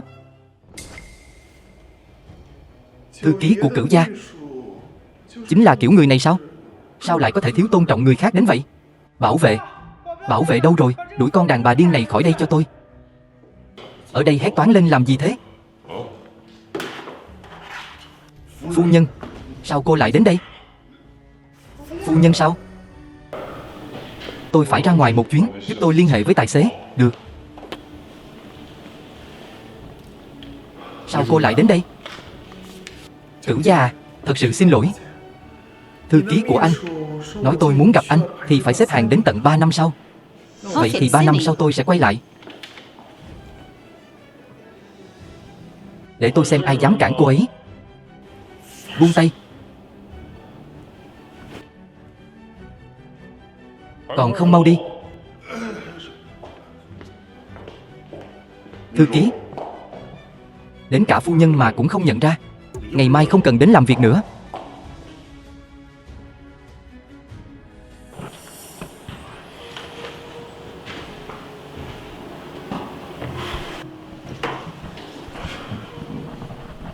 Thanh, Cửu gia, xin anh hãy tự trọng.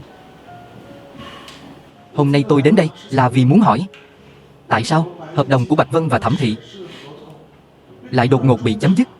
Dù sao thì đây cũng là tâm huyết của công ty mà. Tôi đang muốn đi tìm cô đây. Thế này đi, tôi sẽ cho cô một công ty quy mô lớn hơn, có triển vọng tốt hơn. Tập đoàn Bạch Vân. Bỏ mặc nó đi. Cửu gia à, anh tự cao tự đại quá rồi đó. Nói một câu chấm dứt dự án là chấm dứt ngay. Tập đoàn cũng bảo tôi bỏ là bỏ sao? Anh có biết Tập đoàn Bạch Vân là một tay mẹ tôi gây dựng lên. Tôi đã lên kế hoạch cho việc thừa kế rất lâu rồi. Chỉ một câu của anh mà muốn tôi từ bỏ sao?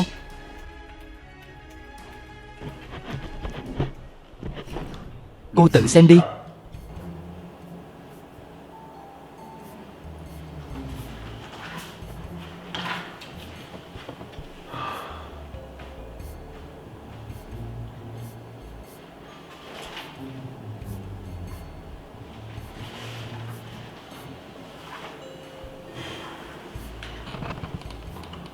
Tôi biết sổ sách công ty vẫn luôn có vấn đề. Anh vì giúp tôi điều tra cái này nên mới muốn đình chỉ dự án. Lý thị vẫn luôn dùng tập đoàn Bạch Vân lấp lỗ hổng của tập đoàn Lý thị. Tôi không muốn cô cực khổ vất vả là để giúp bọn họ trả nợ. Với cả năng lực và kiến thức của cô không nên bị giới hạn ở đó. Nhưng tập đoàn Bạch Vân đối với tôi mà nói, ý nghĩa của nó lớn hơn giá trị vốn có của nó. Anh không nên quyết định thay cho tôi.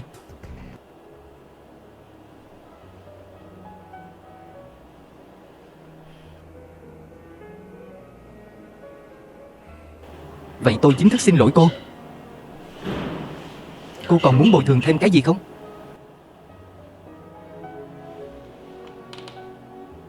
Tôi muốn Bạch Vân và Lý Thị cùng đấu thầu dự án phát triển đường biển.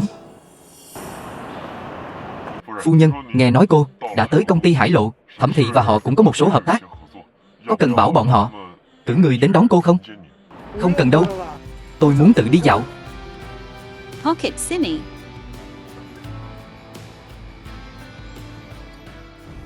Alo, phu nhân. Tửu gia, thế này.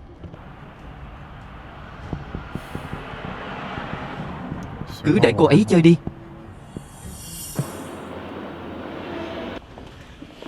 Lý Thanh, sao con lại ở đây? Này, ba đang nói chuyện với con đó, con không nghe thấy sao? Ba hỏi con tại sao lại ở đây. Lý tổng, tôi đã từ chức ở tập đoàn Lý Thị rồi. Vậy tôi đi đâu? Không cần phải báo cáo cho ông. Cái đứa vô ơn này. Ba nuôi dạy con lớn như vậy là để cho con phản bội Lý Thị sao? Ba, đừng lãng phí thời gian với chị ấy nữa.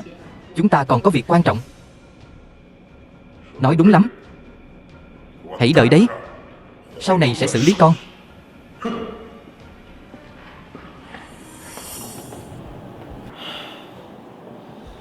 Ba.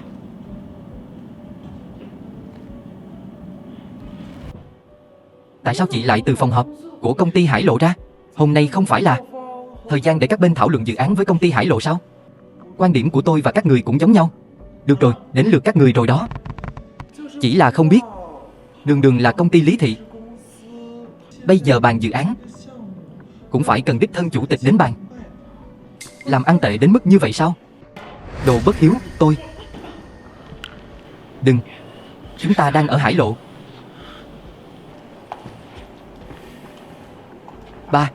Ba vào trước đi. Con đi thăm dò tình hình của chị ấy.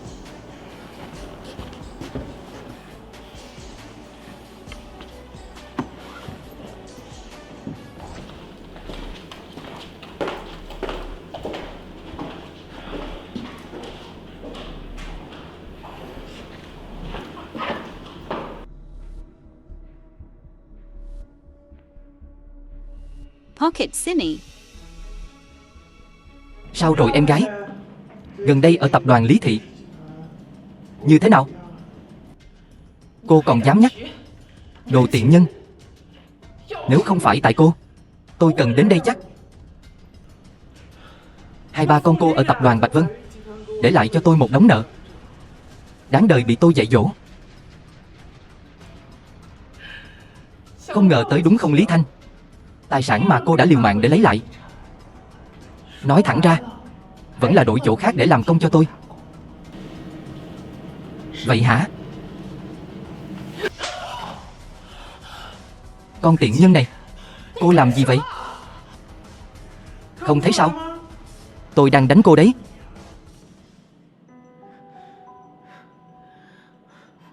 Chị, em biết chị không thích em và ba, nhưng em rất không muốn. Có phải cô đang nghĩ bây giờ cô chỉ cần khóc, sau đó giả vờ bị thương, người của tập đoàn Hải Lộ sẽ đuổi tôi ra ngoài? Được thôi, tôi cho cô toại nguyện. Tay của tôi, tay tôi gãy rồi. Tay của tôi, tay của tôi,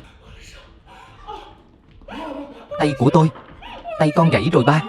Lý Ngọc, tay của con. Cái đồ sao chổi, cô dám làm Lý Ngọc bị thương. Hôm nay tôi sẽ dạy dỗ cô đúng theo gia quy. Đừng trách chị ấy không cố ý đâu. Tôi nói cho cô biết, nếu tay của Lý Ngọc không khỏi, tôi sẽ chặt tay của cô. Người chị này cũng thật ác độc, làm gãy tay của em gái giữa ban ngày ban mặt, còn có thể ngang ngược đến mức này. Có chuyện gì vậy? Lý Thanh làm gãy tay của em mình, thật là độc ác. Cửu gia bên đó có người bạn quan trọng đến tham gia đấu thầu dự án lần này. Giám đốc Lưu phụ trách dự án công ty Hải Lộ, mong giám đốc Lưu giúp đỡ cho. Bảo Cửu gia cứ yên tâm nhé. Chỉ là không biết người bạn này, Cửu gia có tiện tiết lộ thân phận không? Là một cô gái trẻ. Tôi biết rồi. Tập đoàn Hải Lộ có đội ngũ y tế chuyên nghiệp. Hai cô chờ một chút, tôi bảo bọn họ đến đây. Ba, con bị thương chỉ là chuyện nhỏ. Nếu điều đó ảnh hưởng đến ấn tượng của công ty Hải Lộ đối với chúng ta, vậy thì đồ đàn bà độc ác. Cô Pocket y chang Cine. mẹ của cô.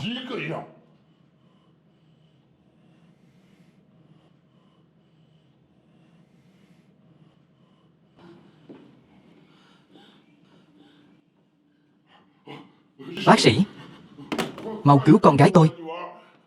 Tay con gái tôi bị gãy rồi.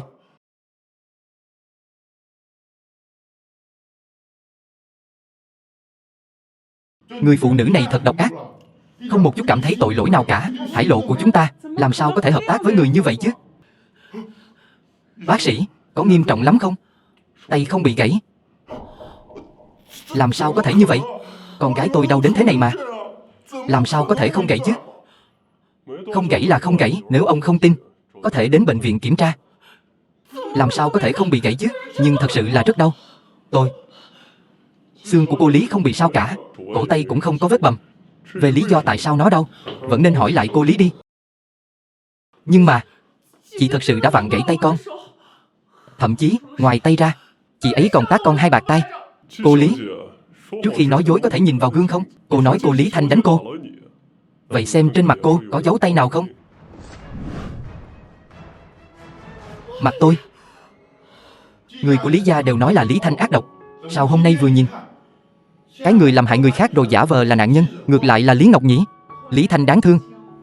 Quả nhiên đàn ông đã có tình nhân, con gái của vợ cả sẽ rơi vào cảnh không nhà. Người độc ác như vậy mà Hải Lộ vẫn muốn hợp tác, không sợ sẽ bị người ta đâm sau lưng sao? Hôm nay mời các vị đến đây là để bàn bạc hợp đồng, không phải để một số người gây rắc rối. Xem ra không có thành ý hợp tác, đành thôi vậy. Không phải đâu, chúng tôi thật lòng đến đây bàn chuyện hợp đồng. Cầu xin các anh cho tôi thêm một cơ hội nữa đi. Tôi biết là ba và em gái chắc chắn là đã hiểu lầm gì đó. Họ đã chuẩn bị rất lâu rồi. Không cần vì tôi mà làm ảnh hưởng đến hiệu quả công việc.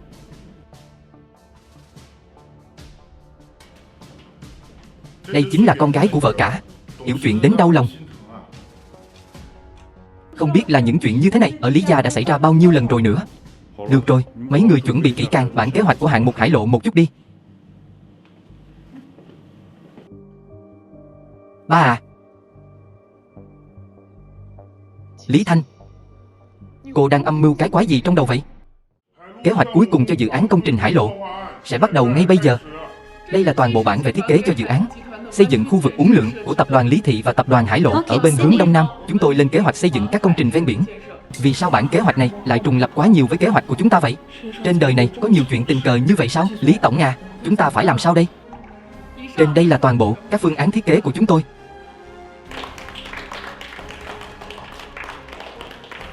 Được đó, mỗi khía cạnh đều rất chi tiết và toàn diện. Cô Lý đúng là tuổi trẻ tài cao đó. Lý Tổng à, ông có đứa con gái như vậy, tập đoàn Lý Thị có người kế thừa rồi. Nói quá rồi, nói quá rồi. Thế hệ trẻ vẫn phải học hỏi nhiều hơn từ thế hệ trước. Cũng không biết là sau này có cơ hội này nữa hay không. Khiêm tốn rồi, người tiếp theo, tập đoàn Bạch Vân. Còn chờ gì nữa, mau bắt đầu đi, đừng làm chậm trễ thời gian của mọi người chứ. Lý tiểu thư, nếu như còn không bắt đầu nữa, sẽ coi như cô đã rút lui khỏi cuộc đua này đó. Tôi có thể từ bỏ tư cách ứng cử này. Nhưng trước khi tôi từ bỏ tư cách tranh giành hạng mục này, tôi vẫn hy vọng mọi người hãy cùng xem bản thiết kế của chúng tôi nhé. Cái này chắc là có đến 80% trùng khớp rồi. Loại cạnh tranh không lành mạnh này sao có thể xảy ra ở tập đoàn Hải Lộ được chứ? Lý Thanh, bà nuôi con lớn thế này rồi là để con sao chép bản thiết kế của công ty sao? Ra đây để làm trò cười à? Ba ơi, ba đừng tức giận mà. Lý Thanh trước đây làm việc ở Lý Thị, giống ý tưởng cũng là điều bình thường mà. Lý tiểu thư, mời cô về cho. Sau này Hải Lộ cũng sẽ không hợp tác với Bạch Vân lần nào nữa. Tập đoàn Bạch Vân bị hủy bỏ tư cách cạnh tranh. Lý Tổng, sau này hợp tác vui vẻ nhé. Hợp tác vui vẻ? Chúng ta không thể vì một số người nào đó làm ảnh hưởng đến tâm trạng hợp tác của chúng ta được. Lý Tổng, chuyện này phải làm sao đây?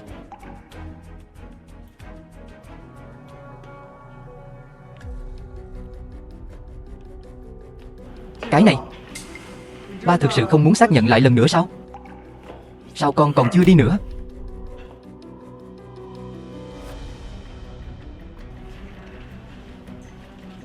Điều 53. Nếu bên B xảy ra tranh chấp về quyền sở hữu và có hành vi sao chép, tiết lộ thông tin, ảnh hưởng đến uy tín và tiến độ dự án của bên A, bạn sẽ phải trả những khoản bồi thường thiệt hại cao ngất trời. Lý Thanh, cô lại đang làm cái quái gì vậy? Tôi đã chờ giây phút này từ lâu rồi. Người đâu? Đuổi nó ra ngoài. Người của tôi chắc là đã từ tập đoàn Lý Thị quay lại rồi. Anh ấy sẽ mang theo một món đồ không thuộc tài sản của công ty. Trên bàn của Lý Ngọc khi tôi còn làm việc ở Lý Thị, đó là quyển sổ phác thảo của tôi và mang đến đây. Em gái, em không có khả năng làm bản thiết kế nhưng mà lại có không ít mưu đồ. Nói là vứt hết đồ của tôi đi, nhưng lại lén giấu đi món đồ quý báu của tôi. Cô đừng có ngậm máu phun người. Đó là quyển sổ thiết kế của tôi. Đó là lý do tại sao cô đã bí mật lấy nó ra và xem lại toàn bộ cả đêm trước ngày tranh dự án, để tránh ngày hôm sau lên sân khấu làm trò hề. Lý Ngọc, không phải cô nói bản thiết kế này đều là do cô làm sao? Cô phải chịu trách nhiệm pháp lý đó. Em gái, mọi người đều đang cho em một cơ hội để tự mình chứng minh sự trong sạch đó. Sao vậy? Muốn tôi giúp cô không? Cô Pocket Ba à, Cine. máu ba đã hút từ tập đoàn Bạch Vân. Con sẽ khiến cho ba nôn ra từng chút một. Phu nhân ơi, cô muốn đi đâu vậy? Hay là tôi đưa cô đi nhé? Thôi không cần đâu. Phu nhân ơi, mấy ngày nay Cửu gia không chọc cô tức giận mà cô bỏ đi như thế này. Vậy thì Cửu gia sẽ lấy mạng tôi thật đó. Buổi phát sóng trực tiếp trước đây của tôi không phải đã bùng nổ rồi sao? Bây giờ đoàn làm phim mời tôi đến tham gia chương trình giải trí đó. Tôi cũng thấy rất thú vị nên mới đi. Trời ơi, cậu mau tránh ra. Tôi phải đi rồi. Phu nhân ơi. Phu nhân đâu? Tôi muốn dùng bữa trưa cùng với cô ấy. Hay là để tôi làm phu nhân của anh đi.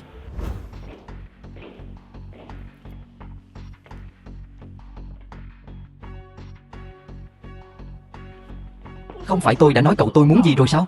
Tôi đã nói là muốn nước ấm. Là nước ấm đó. Nước lạnh như vậy sẽ làm hỏng cổ họng của tôi. Cậu có thể bồi thường nổi không? Tôi xin lỗi tiểu thư. Bây giờ tôi sẽ đi mua lại một ly khác ạ. Tiểu Trương này, đó là ai vậy? Là một cô minh tinh mới nổi. Giờ cô không có việc gì thì tốt nhất đừng có chọc vào cô ta. Vì cái tính cách đó của cô ta sao? Không chỉ vì tính khí của cô ta đâu, mà còn bởi vì cô ta họ Thẩm nữa. Thẩm sao? Đại tiểu thư Thẩm gia theo đuổi sự nghiệp diễn xuất sao? Lý tiểu thư à, đợi một lát nữa cô cùng nhóm với Thẩm Thi Thi. Cô ta sẽ tiến hành giám định các cổ vật tại hiện trường. Cô ta là chuyên gia, cô hãy phối hợp với cô ta một chút nhé. Đây không phải là nhắc Tào Tháo thì Tào Tháo sẽ đến sau. Này cô, tôi đang nói chuyện với cô đó, cô không nghe thấy sao?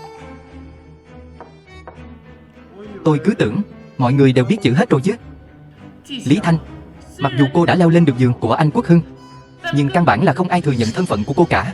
Cô đừng nghĩ đến việc xuất hiện trước công chúng trong chương trình để thu hút sự chú ý của anh Quốc Hưng nữa. Xin hỏi, cô là ai vậy nhỉ? Thẩm Quốc Hưng căn bản không hề nhắc gì đến cô với tôi cả. Tiểu thư à, buổi trực tiếp sắp bắt đầu rồi. Lý Thanh, chúng ta cùng chờ xem. Món đồ cổ cuối cùng lần này là của một trong những nhà sưu tập tư nhân trẻ nhất trong giới nghệ thuật cổ. Chủ tịch của tập đoàn Thẩm Thị, anh Thẩm Quốc Hưng. Sao ở đâu cũng có anh ấy hết vậy? Hiện vật này là một bảo vật của hoàng tộc. Người ta nói rằng nó được hoàng đế nhà Hạ tặng vì thiếp thất yêu quý của mình. Một bộ trang sức và đồ trang điểm. Người ngày nay thật sự biết nói lung tung. Một thứ tầm thường như thế này mà cũng không ngại nói là báu vật hoàng tộc nữa chứ. Tiếp theo xin mời chuyên gia và khách mời giải thích cho mọi người câu chuyện đằng sau của di vật. Anh Quốc Hưng quả nhiên có con mắt tinh tường. Nhìn hoa văn được chạm khắc sống động như thật, mà nó còn được bảo quản rất tốt, hoàn toàn không có dấu vết đã bị sử dụng qua. Ôi, sao cái này bị hỏng rồi?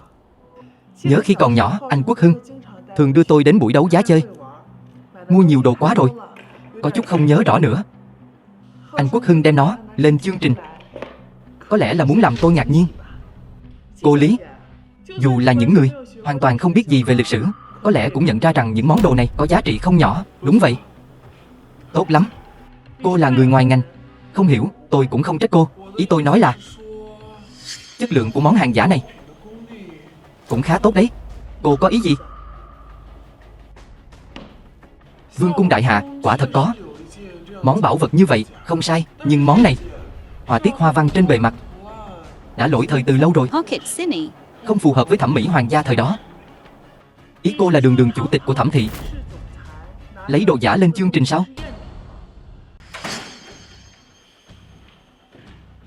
Cửu gia, phu nhân trong chương trình nói đồ anh tặng là hàng giả. Rất tốt. Ý cô là gì? Nói chuyện thì phải có trách nhiệm đấy. Cô có tầm nhìn hạn hẹp, chắc là chưa thấy đồ tốt bao giờ. Đồ anh Quốc Hưng tặng cho tôi, làm sao có thể là hàng giả chứ? Cô ấy là ai?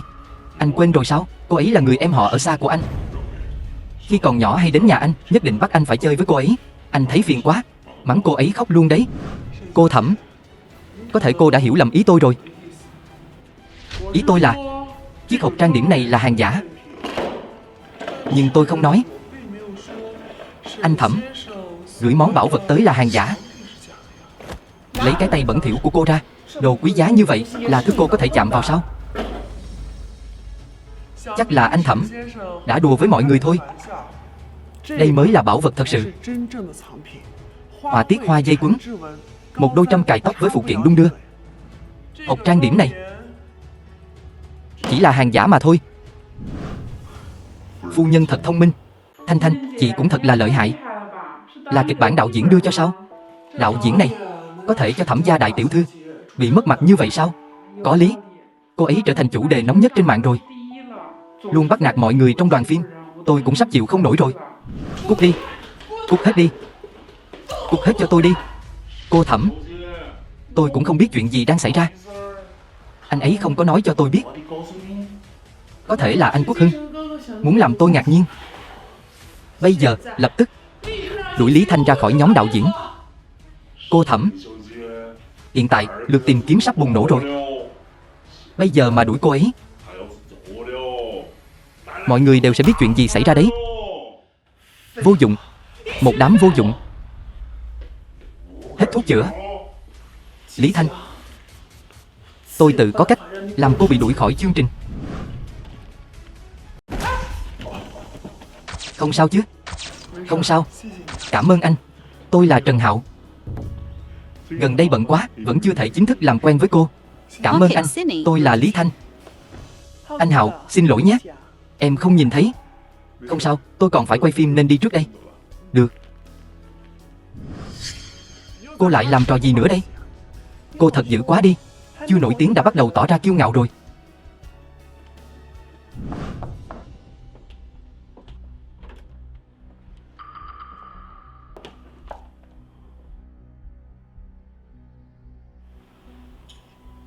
Kỳ lạ. Mình đâu có gọi đồ ăn.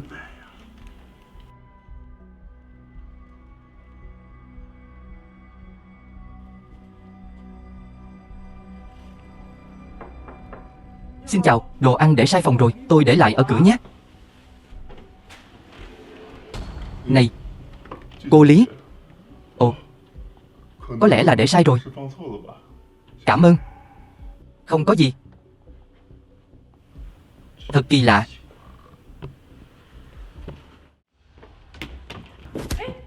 Ôi, thật ngại quá, cô không sao chứ? Không sao, không sao đâu, chỉ là một ly cà phê thôi. Cô Thẩm bảo tôi đi mua cà phê, vừa hay dư một ly nữa. Cô cầm lấy uống đi. Không cần đâu, cô cầm lấy. Cô Thẩm gọi tôi đi trước đây. Chị Thanh Thanh, cà phê của chị đây. Cảm ơn. Này, cà phê này sao có vị lạ thế? Ly cà phê vừa rồi bị đổ. Trợ lý của Thẩm Thi Thi cho tôi ly cà phê này. Chẳng lẽ ly cà phê này có vấn đề? Thẩm Thi Thi. Đúng vậy. Đợi một chút. Cô Lý, cô chính là người trong lòng của anh ấy. Tôi nói bắt đầu thì bắt đầu. Được thôi, đạo diễn, nào bắt đầu. Này, cô Lý, cô bị sao thế? Làm cái gì vậy? Thanh Thanh, mau gọi điện. Bọn ngốc các người.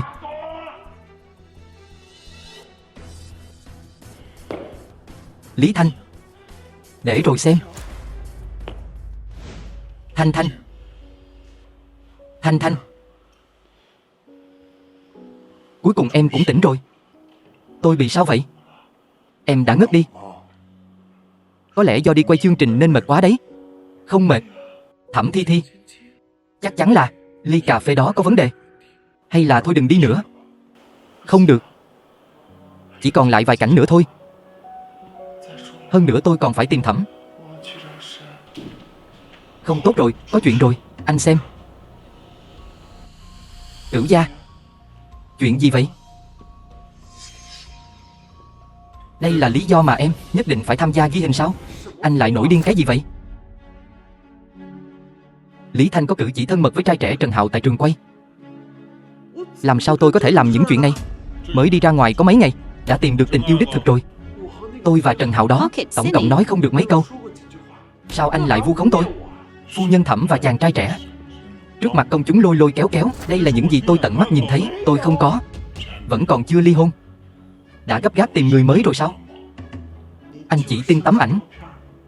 Nhất quyết không tin tôi phải không? Vốn dĩ chúng ta chỉ là kết hôn theo thỏa thuận. Tôi thích làm gì thì làm.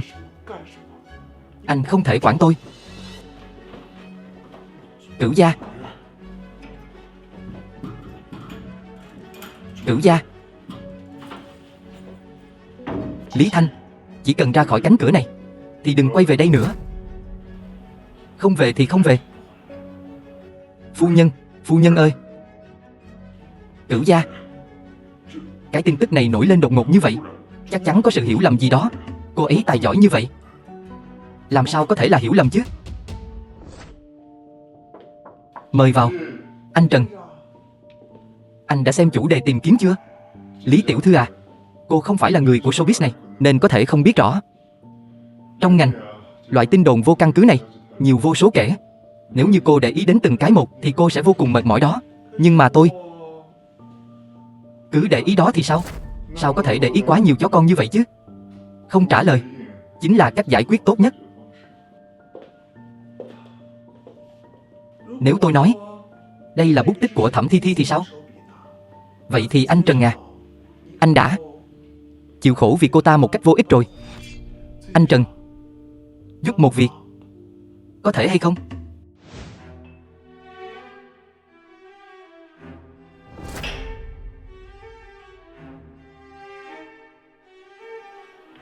Cửu gia, hay là tôi đi điều tra thử nhé. Cút. Thẩm tiểu thư à, cô có biết không? Hiện tại ở khu vực xung quanh phim trường đã bị người hâm mộ của Trần Hạo vây đến mức nước cũng không thể chảy qua được. Bọn họ đều tức điên lên rồi. Trứng thối đã chuẩn bị sẵn sàng cả rồi. Chỉ chờ Lý Thanh xuất hiện là sẽ ném vào cô ta. Lý Thanh cái con đàn bà vừa không biết xấu hổ, vừa không biết giữ đạo làm vợ này. Tìm mấy tay săn ảnh, chụp vài tấm hình là cô ta đã mắc câu rồi. Chỉ bằng thủ đoạn này mà cô ta cũng muốn gia nhập giới giải trí sao? Chỉ có Thẩm tiểu thư mới có thể xứng đôi với Cửu gia thôi. Anh Quốc Hưng. Anh Quốc Hưng ơi. Thanh Thanh. Anh Quốc Hưng. Anh Quốc Hưng ơi. Sao lại là cô? Ai cho cô vào đây? Cút. Lý Thanh, tôi sẽ khiến cho cô biến mất mãi mãi.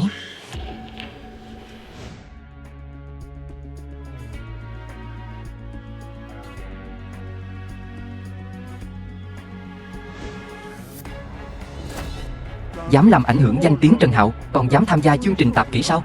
Cô chán sống lắm rồi. Mau mau quỳ xuống xin lỗi đi. Ở đây toàn là camera giám sát. Mấy người vì Trần Hạo mà làm những chuyện bất hợp pháp. Không muốn vào tù thì tránh ra. Ai vi phạm pháp luật chứ? Chúng tôi chỉ muốn dạy cho cô một bài học thôi. Mấy người đàn ông to xác các anh. Thích Trần Hạo sao? Thích Trần Hạo. Trần Hạo thì sao chứ? Chúng tôi chính là người hâm mộ của Trần Hạo. Đừng nói nhảm với cô ta nữa. Chúng ta lên.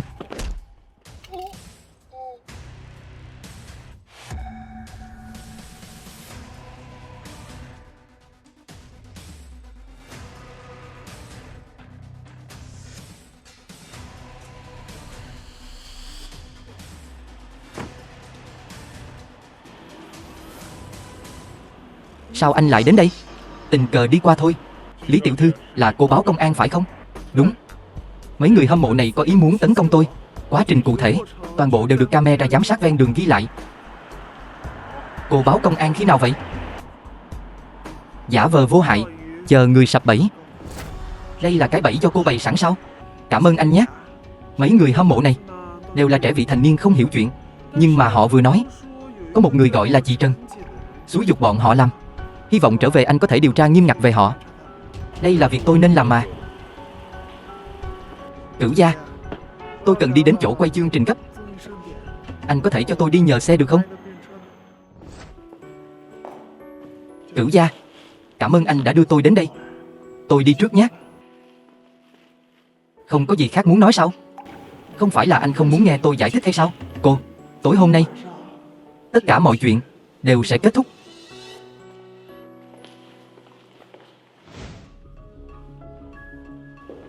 Lý Thanh, sao cô lại đến đây? Tôi không ở đây. Vậy thì Thẩm tiểu thư nghĩ tôi nên ở đâu đây? Tôi chỉ là không ngờ tới cô bị dân mạng mắng như vậy mà còn có thể mặt dày đến đây đó.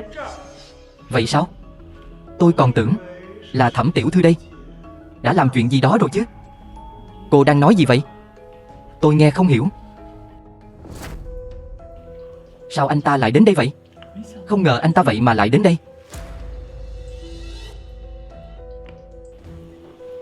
Anh Quốc Hưng, sao anh lại đến đây? Sao anh lại đến đây vậy? Tôi đến xem thử. Kịch hay mà cô nói.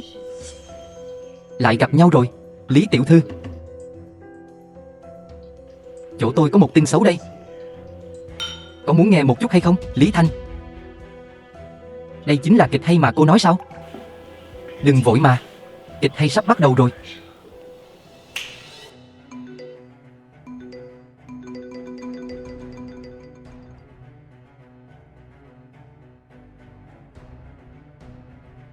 Lý Thanh cái con đàn bà vừa không biết xấu hổ, vừa không biết giữ đạo làm vợ này. Tìm mấy tay săn ảnh, chụp vài tấm hình là cô ta đã mắc câu rồi. Chỉ bằng thủ đoạn này mà cô ta cũng muốn gia nhập giới giải trí sao? Chỉ có Thẩm tiểu thư mới có thể xứng đôi với Cửu gia thôi.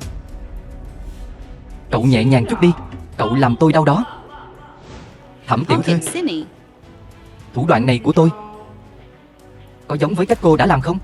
Lý Thanh, con đàn bà thúi. Vẫn còn chưa kết thúc sao? Lý tiểu thư à, sao cô còn đánh người nữa? Bà Trần à, bà bị nghi ngờ xúi giục người chưa thành niên phạm tội. Mời bà đi với chúng tôi một chuyến. Dừng tay, tôi xem ai dám động vào bà ấy. Thẩm tiểu thư, cứu tôi với. Thẩm tiểu thư, bằng chứng rõ ràng. Bà có muốn nói gì nữa hay không? Là cô ta không vừa mắt Lý Thanh, bảo tôi kêu một vài người hâm mộ dạy cho Lý Thanh một bài học để hả giận. Tôi có bằng chứng của cô ta. Bà đang nói nhảm cái gì vậy hả? Dừng tay. Cửu gia, anh cứu tôi với. Không phải là cô ta đang cố tình làm mất mặt anh trước mọi người sao? Bắt nạt Lý Thanh vợ của tôi, đó mới chính là đang làm mất mặt tôi đó. Đi, thả tôi ra.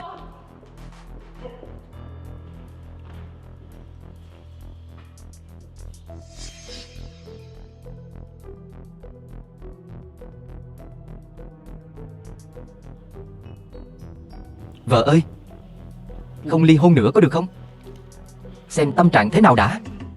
Lý tổng, thuốc của chúng ta sau khi đưa ra thị trường gây ra chấn động lớn trong ngành. Chỉ mới vài ngày, định giá của công ty đã tăng lên mấy chục lần. Không ngờ sẽ có một ngày, y học cổ truyền Trung Quốc lại có thể gây áp lực thị phần của thuốc Tây. Đây đều là công lao của Lý tổng. Được rồi, phòng nghiên cứu và phát triển sản phẩm sắp thành công trong việc nghiên cứu và phát triển loại thuốc mới. Mọi người hãy chuẩn bị cho nhiệm vụ của mình. Hãy chuẩn bị cho việc ra mắt sản phẩm mới. Tan học.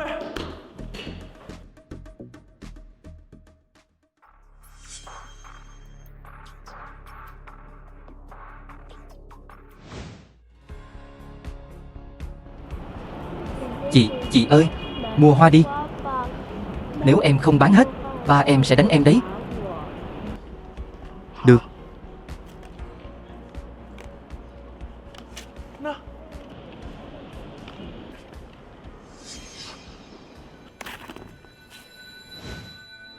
Lý tổng, đừng giả vờ nữa. Gần đây, công việc kinh doanh của Lý tổng khá tốt đấy. Kiếm được nhiều tiền lắm nhỉ? Những người dân bình thường như chúng tôi Nhìn thôi cũng muốn có một phần. Nói đi. Công thức thuốc của tập đoàn Bạch Vân rốt cuộc là gì? Người bình thường đưa công thức cho anh rồi, anh xem có thể hiểu sao? Im miệng. Mau chóng giao ra đi. Những tên bắt cóc bình thường chỉ muốn có tiền, nhưng không phải theo cách này. Nói đi. Ai bảo các anh làm? Cô cũng khá là thông minh đấy. Biết hậu quả của việc không nói không? Pocket Cinny. Anh lại đây. Tôi chỉ nói với anh thôi. Đại ca, một người phụ nữ mềm yếu thì có khả năng làm gì chứ?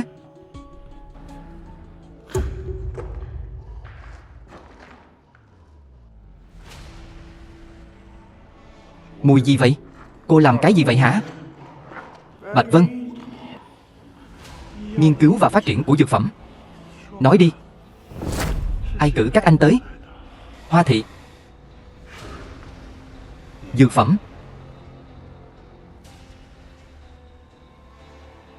Đại ca, sao anh nói ra rồi? Là thuốc làm nói ra sự thật.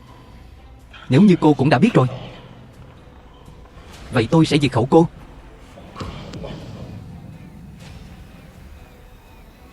Tôi xem ai dám đụng vào cô ấy. Cửu gia đụng vào người của tôi, không muốn sống nữa sao? Còn không mau cút đi. Đợi đã. Đụng vào người của tôi không phải trả giá sao? Cửu gia, tôi muốn cái chân đó.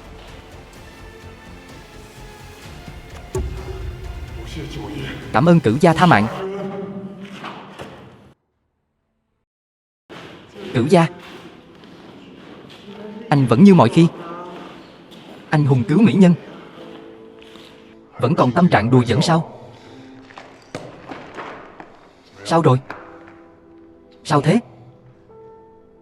Chóng mặt hả? Thanh Thanh.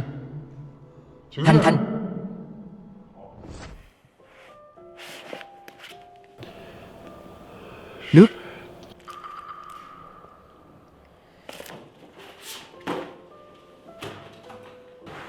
Chậm Pocket thôi. Cinny.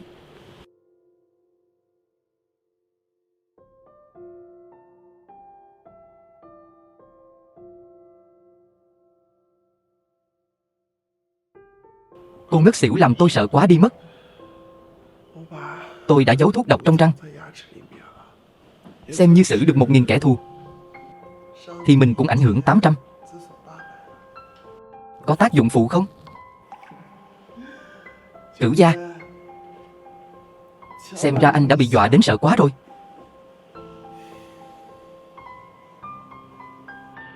Cảm ơn anh đã chăm sóc cho tôi. Họ chỉ đang bắt nạt cô vì cô còn chưa có cơ sở vững vàng. Nếu cô nhất định phải tự mình làm, từ nay tập đoàn Thẩm Thị sẽ đứng ra chứng thực cho cô. Tôi xem còn ai dám dùng thủ đoạn này với cô. Cửu gia, anh đối xử với tôi như vậy, tôi không biết phải báo đáp ra sao.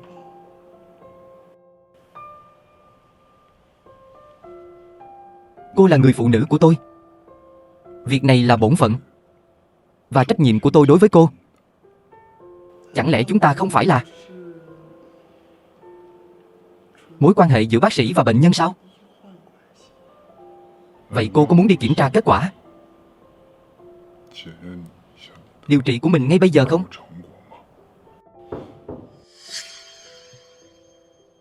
Nếu cậu không có việc chính đáng thì ngày mai không cần phải đi làm việc nữa. Cửu gia, không hay rồi. Đơn thuốc của phu nhân bị lộ ra rồi. Bây giờ trên mạng có khắp nơi. Lý Ngọc đó, cô ta nói phu nhân chúng ta ăn cắp bí mật của công ty. Cổ phiếu của tập đoàn Bạch Vân giảm mạnh. Tôi thật sự không biết trong đầu cô ấy có thể nghĩ ra cách gì tốt mà tôi có thể để tâm tới. Phu nhân, đơn thuốc của cô bị lộ rồi. Tôi không biết trong tay Lý gia sao lại còn có một bản.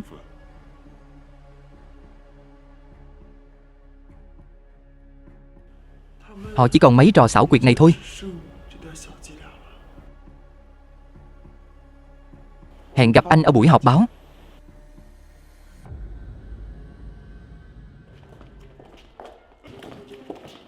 Công thức bí mật của Bạch Vân đã bị lộ, cô nghĩ sao? Ba cô từng nói cô và tập đoàn Lý Thị vẫn luôn duy trì liên hệ mật thiết, có thật sự là vậy không? Cổ phiếu của tập đoàn Bạch Vân liên tục giảm, cô có gì muốn nói không?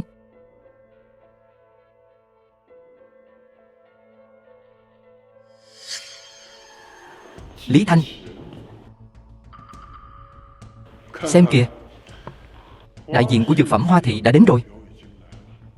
Cô đó, mau chóng nhường chỗ này lại đi. Pocket Cine. Chị à, không lẽ chị đến một mình sao? Làm sao? Bị báo giá làm mất tinh thần rồi sao? Cô đó, mau quay về chỗ cô nên ngồi đi. Cái ghế ở cửa ra vào đấy.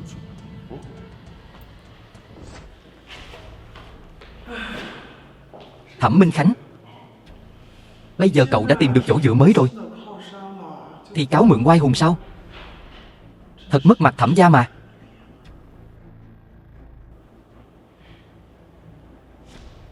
Đây là đại diện Hoa Thị sao?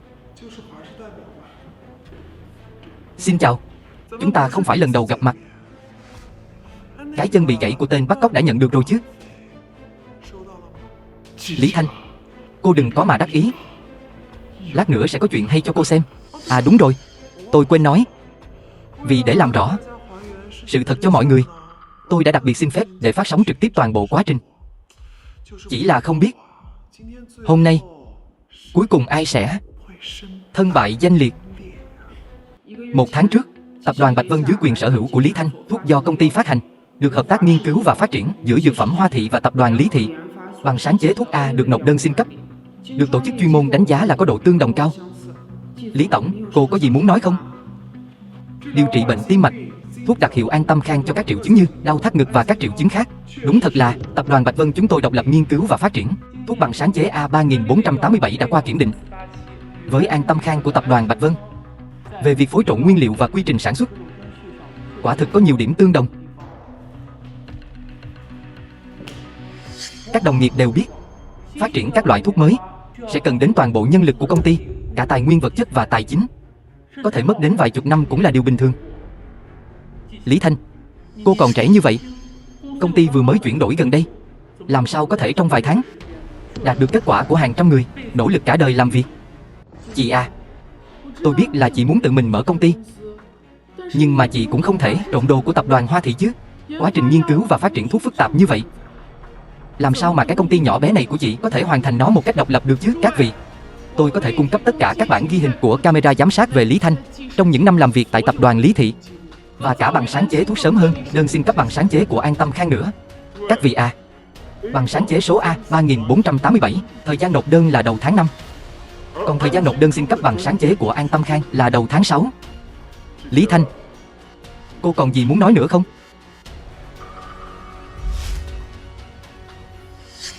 Pocket Cine. Công thức trong tay của bọn họ quả thực là công thức của An Tâm Khang. Tôi quả thực cũng từng đảm nhiệm chức vụ ở Lý Thị. Lý Thanh, hôm nay nếu như cô không ở trước ống kính dập đầu xin lỗi những nhân viên nghiên cứu mà cô đã ăn cắp ý tưởng, thì tất cả mọi người ở đây sẽ không tha thứ cho cô đâu. Lý Thanh, cô có xứng đáng với những người đã dành cả đời để nghiên cứu về thuốc không? Công ty xấu xa chỉ có thể làm ra những liều thuốc độc cho mọi người uống thôi. Lý Ngọc à, cô và mấy người bạn của cô đúng là chó khó bỏ tật gặm xương mà. Lý Thanh, bỏ cái dáng vẻ đồ nhà quê chửi bóng chửi gió kia của cô đi. Đây là buổi họp báo, tôi làm chứng. Lý Tổng không bao giờ để người khác tham gia nghiên cứu và phát triển. Lần nào lấy ra cũng là hàng đã hoàn thiện, không hề có ai tham gia vào quá trình nghiên cứu phát triển. Đây chính là phẩm chất làm người của Lý Thanh đó. Ngay cả nhân viên của cô ta cũng chủ động chạy ra đây để làm chứng đó. Lý Tổng à, chúng tôi có lý do hợp lý để nghi ngờ rằng cô đã đánh cắp kết quả nghiên cứu thuốc của công ty chúng tôi. Sau cuộc họp báo, tôi sẽ kiện cô. Được rồi, mấy người nói xong chưa? Đến lượt tôi nói rồi. Nếu như công thức mới đã bị lan truyền khắp nơi, thì tôi cũng không ngại cho mọi người xem thêm vài cái nữa.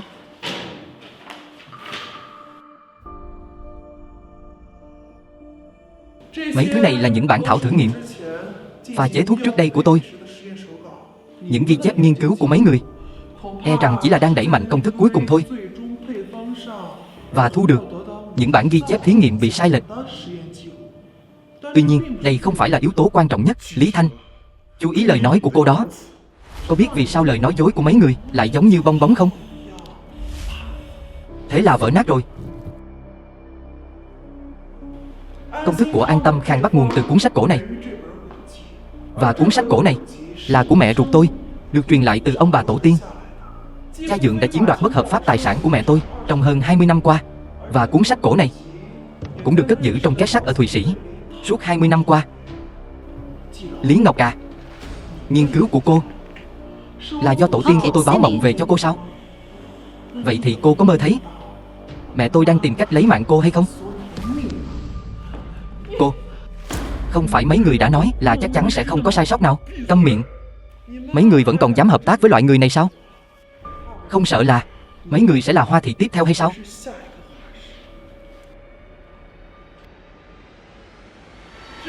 Đây là đơn kiện của tôi. Bây giờ đến lượt mấy người rồi. Lý tiểu thư, sau khi kết thúc họp báo, cổ phiếu tập đoàn Hoa Thị liên tục bị rớt giá. Cô nghĩ gì về điều này? Cô thực sự không chấp nhận lời hòa giải ngoài tòa án và muốn tống người thân của mình vào tù sao? Sau khi công thức bị rò rỉ, cô sẽ làm gì? Tôi muốn tuyên bố một tin tức. Tôi muốn công khai toàn bộ công thức gốc trong sách cổ. Hy vọng những người tri thức trong xã hội sẽ cùng tôi khôi phục lại công thức để mang lại lợi ích cho cộng đồng. Đồng thời, tôi sẽ trích 50% lợi nhuận của công ty trong tương lai để quyên góp toàn bộ cho các tổ chức phúc lợi xã hội. Cô Lý có tầm nhìn rộng lớn, thật đáng ngưỡng mộ. Doanh nhân trẻ giỏi nhất không ai khác chính là cô Lý. Khi nào có thể có nhiều người giống cô Lý hơn đây?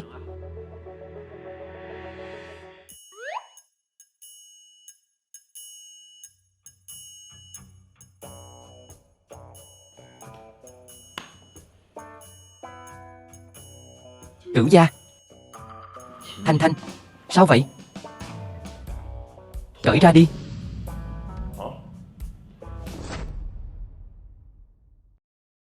Bây giờ đã đến lúc kiểm tra kết quả rồi. Chẳng lẽ chúng ta không phải mối quan hệ bác sĩ bệnh nhân chân thành, trong sáng sao?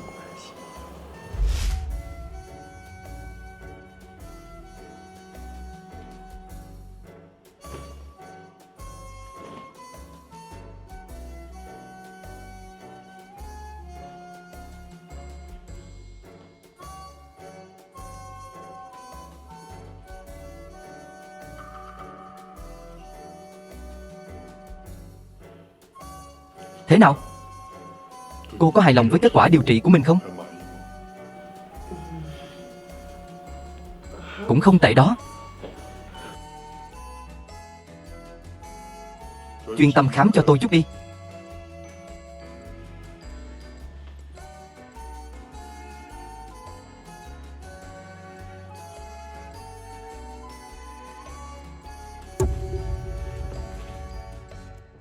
Bây giờ anh tự cởi hay là để tôi cởi đây?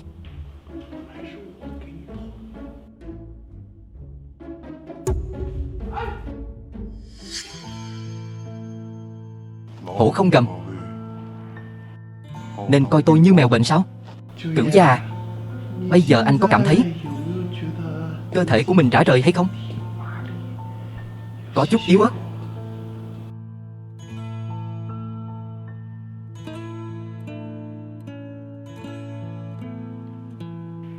Gần đây có một chút.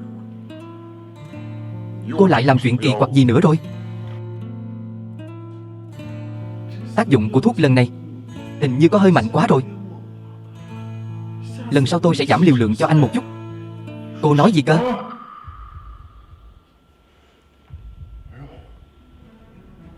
Tim có chút đau đó. Đây cũng là tác dụng phụ sao? Cái này. Pocket Cửu City. gia à,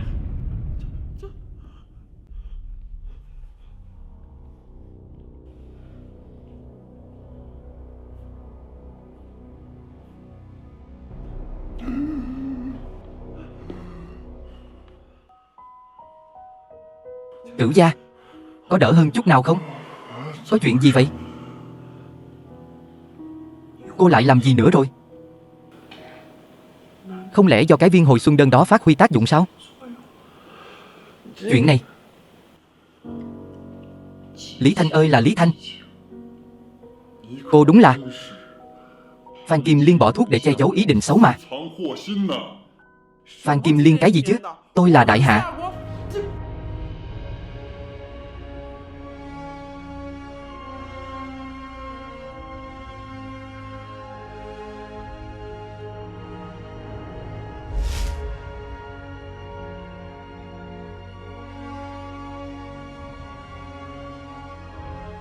Bây giờ anh đã có thể đi xa như vậy rồi.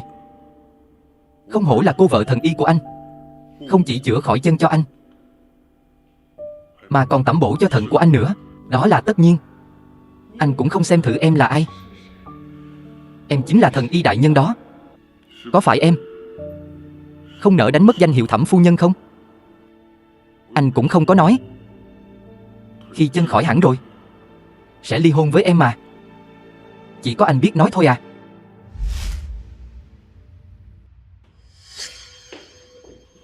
Cửu gia phu nhân, cô ấy có việc phải đi trước. Cô ấy đi đâu rồi? Cô ấy đi xem những phát hiện mới nhất của những ngôi mộ được khai quật trước đây. Chuẩn bị xe, đưa tôi qua đó. Chủ nhân của lăng mộ bí ẩn xuất hiện do động đất ở Hải Thành đã được xác định là vị hoàng đế bí ẩn nhất của vương triều Đại Hạ, Võ Đế. Và điều khiến mọi người bất ngờ nhất là bên cạnh Võ Đế còn có một cô gái bí ẩn được chôn cùng.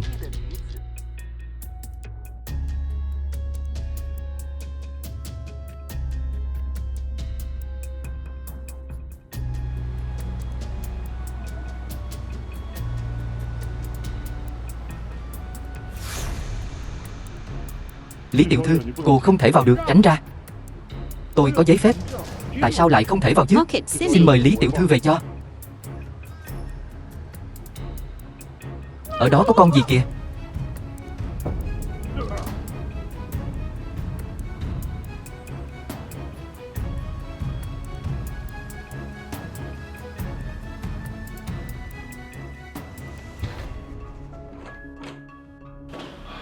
Đang định gọi cô luôn đây, mau đến xem.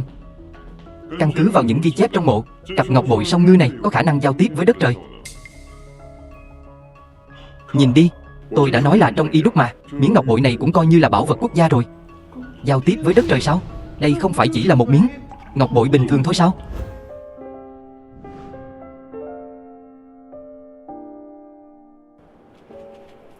Miếng ngọc bội song ngư xinh đẹp thế này mà ngài muốn tặng cho ta sao? Ngươi thích thì cứ lấy đi. Lời ta nói còn có thể là giả được sao? Nếu không thì chúng ta ghép chúng lại thử xem nhé. Chuyện này, đây là bảo vật quốc gia đó. Không ổn đâu, không sao. Thanh, theo anh về nhà, có được không? Em không muốn. Thẩm Quốc Hưng, rốt cuộc thì anh đang giấu em cái quái gì vậy? Thanh, cuộc sống hiện tại không phải đang rất tốt sao? Tập đoàn ngày càng phát triển mạnh mẽ, những người em không thích cũng đã bị xử lý rồi. Nhưng mà em cũng có quyền được biết sự thật mà. Em không thể nào bị anh giấu giếm cả đời như vậy được. Em có dự cảm việc hai chúng ta quen biết nhau chắc chắn không phải là sự trùng hợp. Cửu gia, cho dù anh có quyền thế đến mức nào thì em cũng nhất định sẽ điều tra ra sự thật. Em muốn xuống xe. Nếu anh còn không mở cửa nữa thì em sẽ nhảy xuống xe đó.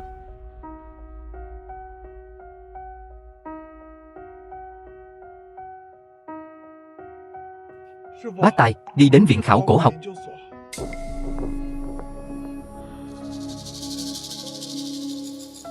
Lý Thanh, tôi muốn cô phải đền mạng.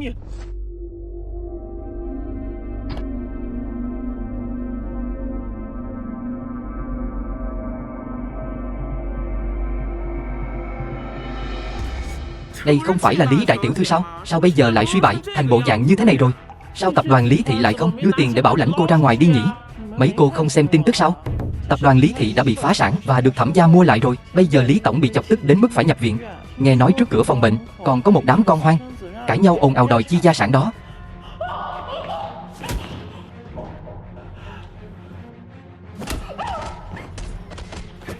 Thả tôi ra.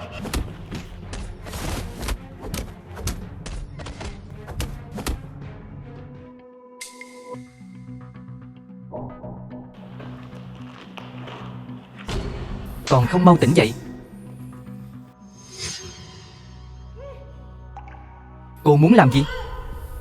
Cô đang thắc mắc là làm sao mà tôi ra ngoài được chứ gì? Nếu muốn trách thì trách cô, đã động đến miếng bánh của quá nhiều người rồi đi. Tôi được bảo lãnh ra ngoài rồi. Bọn họ thả tôi ra ngoài chỉ vì một mục đích, đó là mượn tay của tôi, trừ khử cái con khốn chướng mắt cô đó. Toan rồi. Thuốc bột tự vệ của mình đâu rồi? Chắc cô đang tìm thứ này nhỉ? Chút thủ đoạn này của cô tôi còn chưa rõ sao? Tôi đã dọn sạch sẽ lúc lục soát cô rồi. Tôi hận không thể lấy mạng cô ngay bây giờ. Cô đã lấy đi hết những thứ thuộc về tôi. Những thứ đó đáng lẽ phải thuộc về tôi. Là cô đã ép tôi trở thành bộ dạng như bây giờ.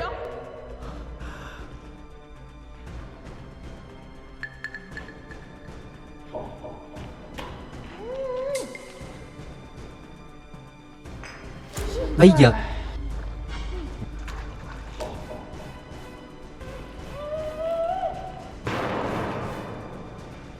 không còn gì cả. Nếu như là trước đây cô quỳ xuống cầu xin tôi thì tôi còn có thể tha cho cô một mạng. Nhưng mà bây giờ, chị ơi đừng sợ. Em gái sẽ đích thân tiễn chị trên đường xuống Hoàng Tuyền.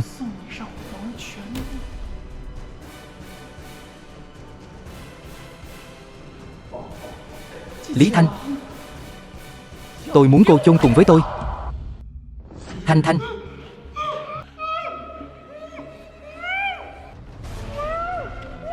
Thanh Thanh.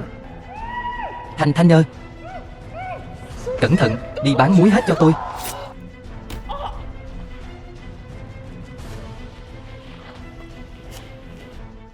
Muốn đi sao? Ba ơi, con là con trai của ba mà. Cái đồ con trai bất hiếu, chọc ai không chọc, lại đi chọc Cửu gia. Ba cũng không bảo vệ mày được. Mau cút đi, tao sẽ coi như chưa từng sinh ra đứa con nào như mày. Ba ơi, đừng mà ba ơi, con thực sự biết sai rồi mà. Con thực sự biết sai rồi. Mau cút đi cho ba. Ba ơi.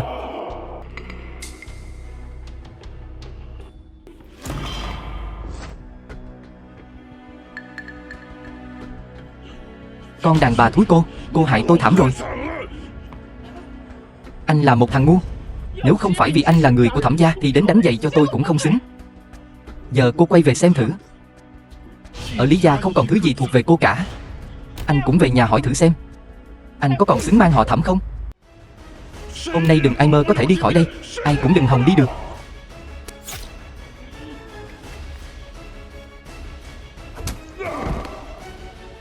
Quốc Hưng. Quốc Hưng ơi. Quốc Hưng, cố gắng một chút, cố thêm chút nữa. Tiểu Thanh. Thẩm Quốc Hưng. Anh, rốt cuộc anh là ai? Thẩm Quốc Hưng. Anh, rốt cuộc anh là ai? Đồ ngốc. Không phải là em đã có đáp án rồi sao?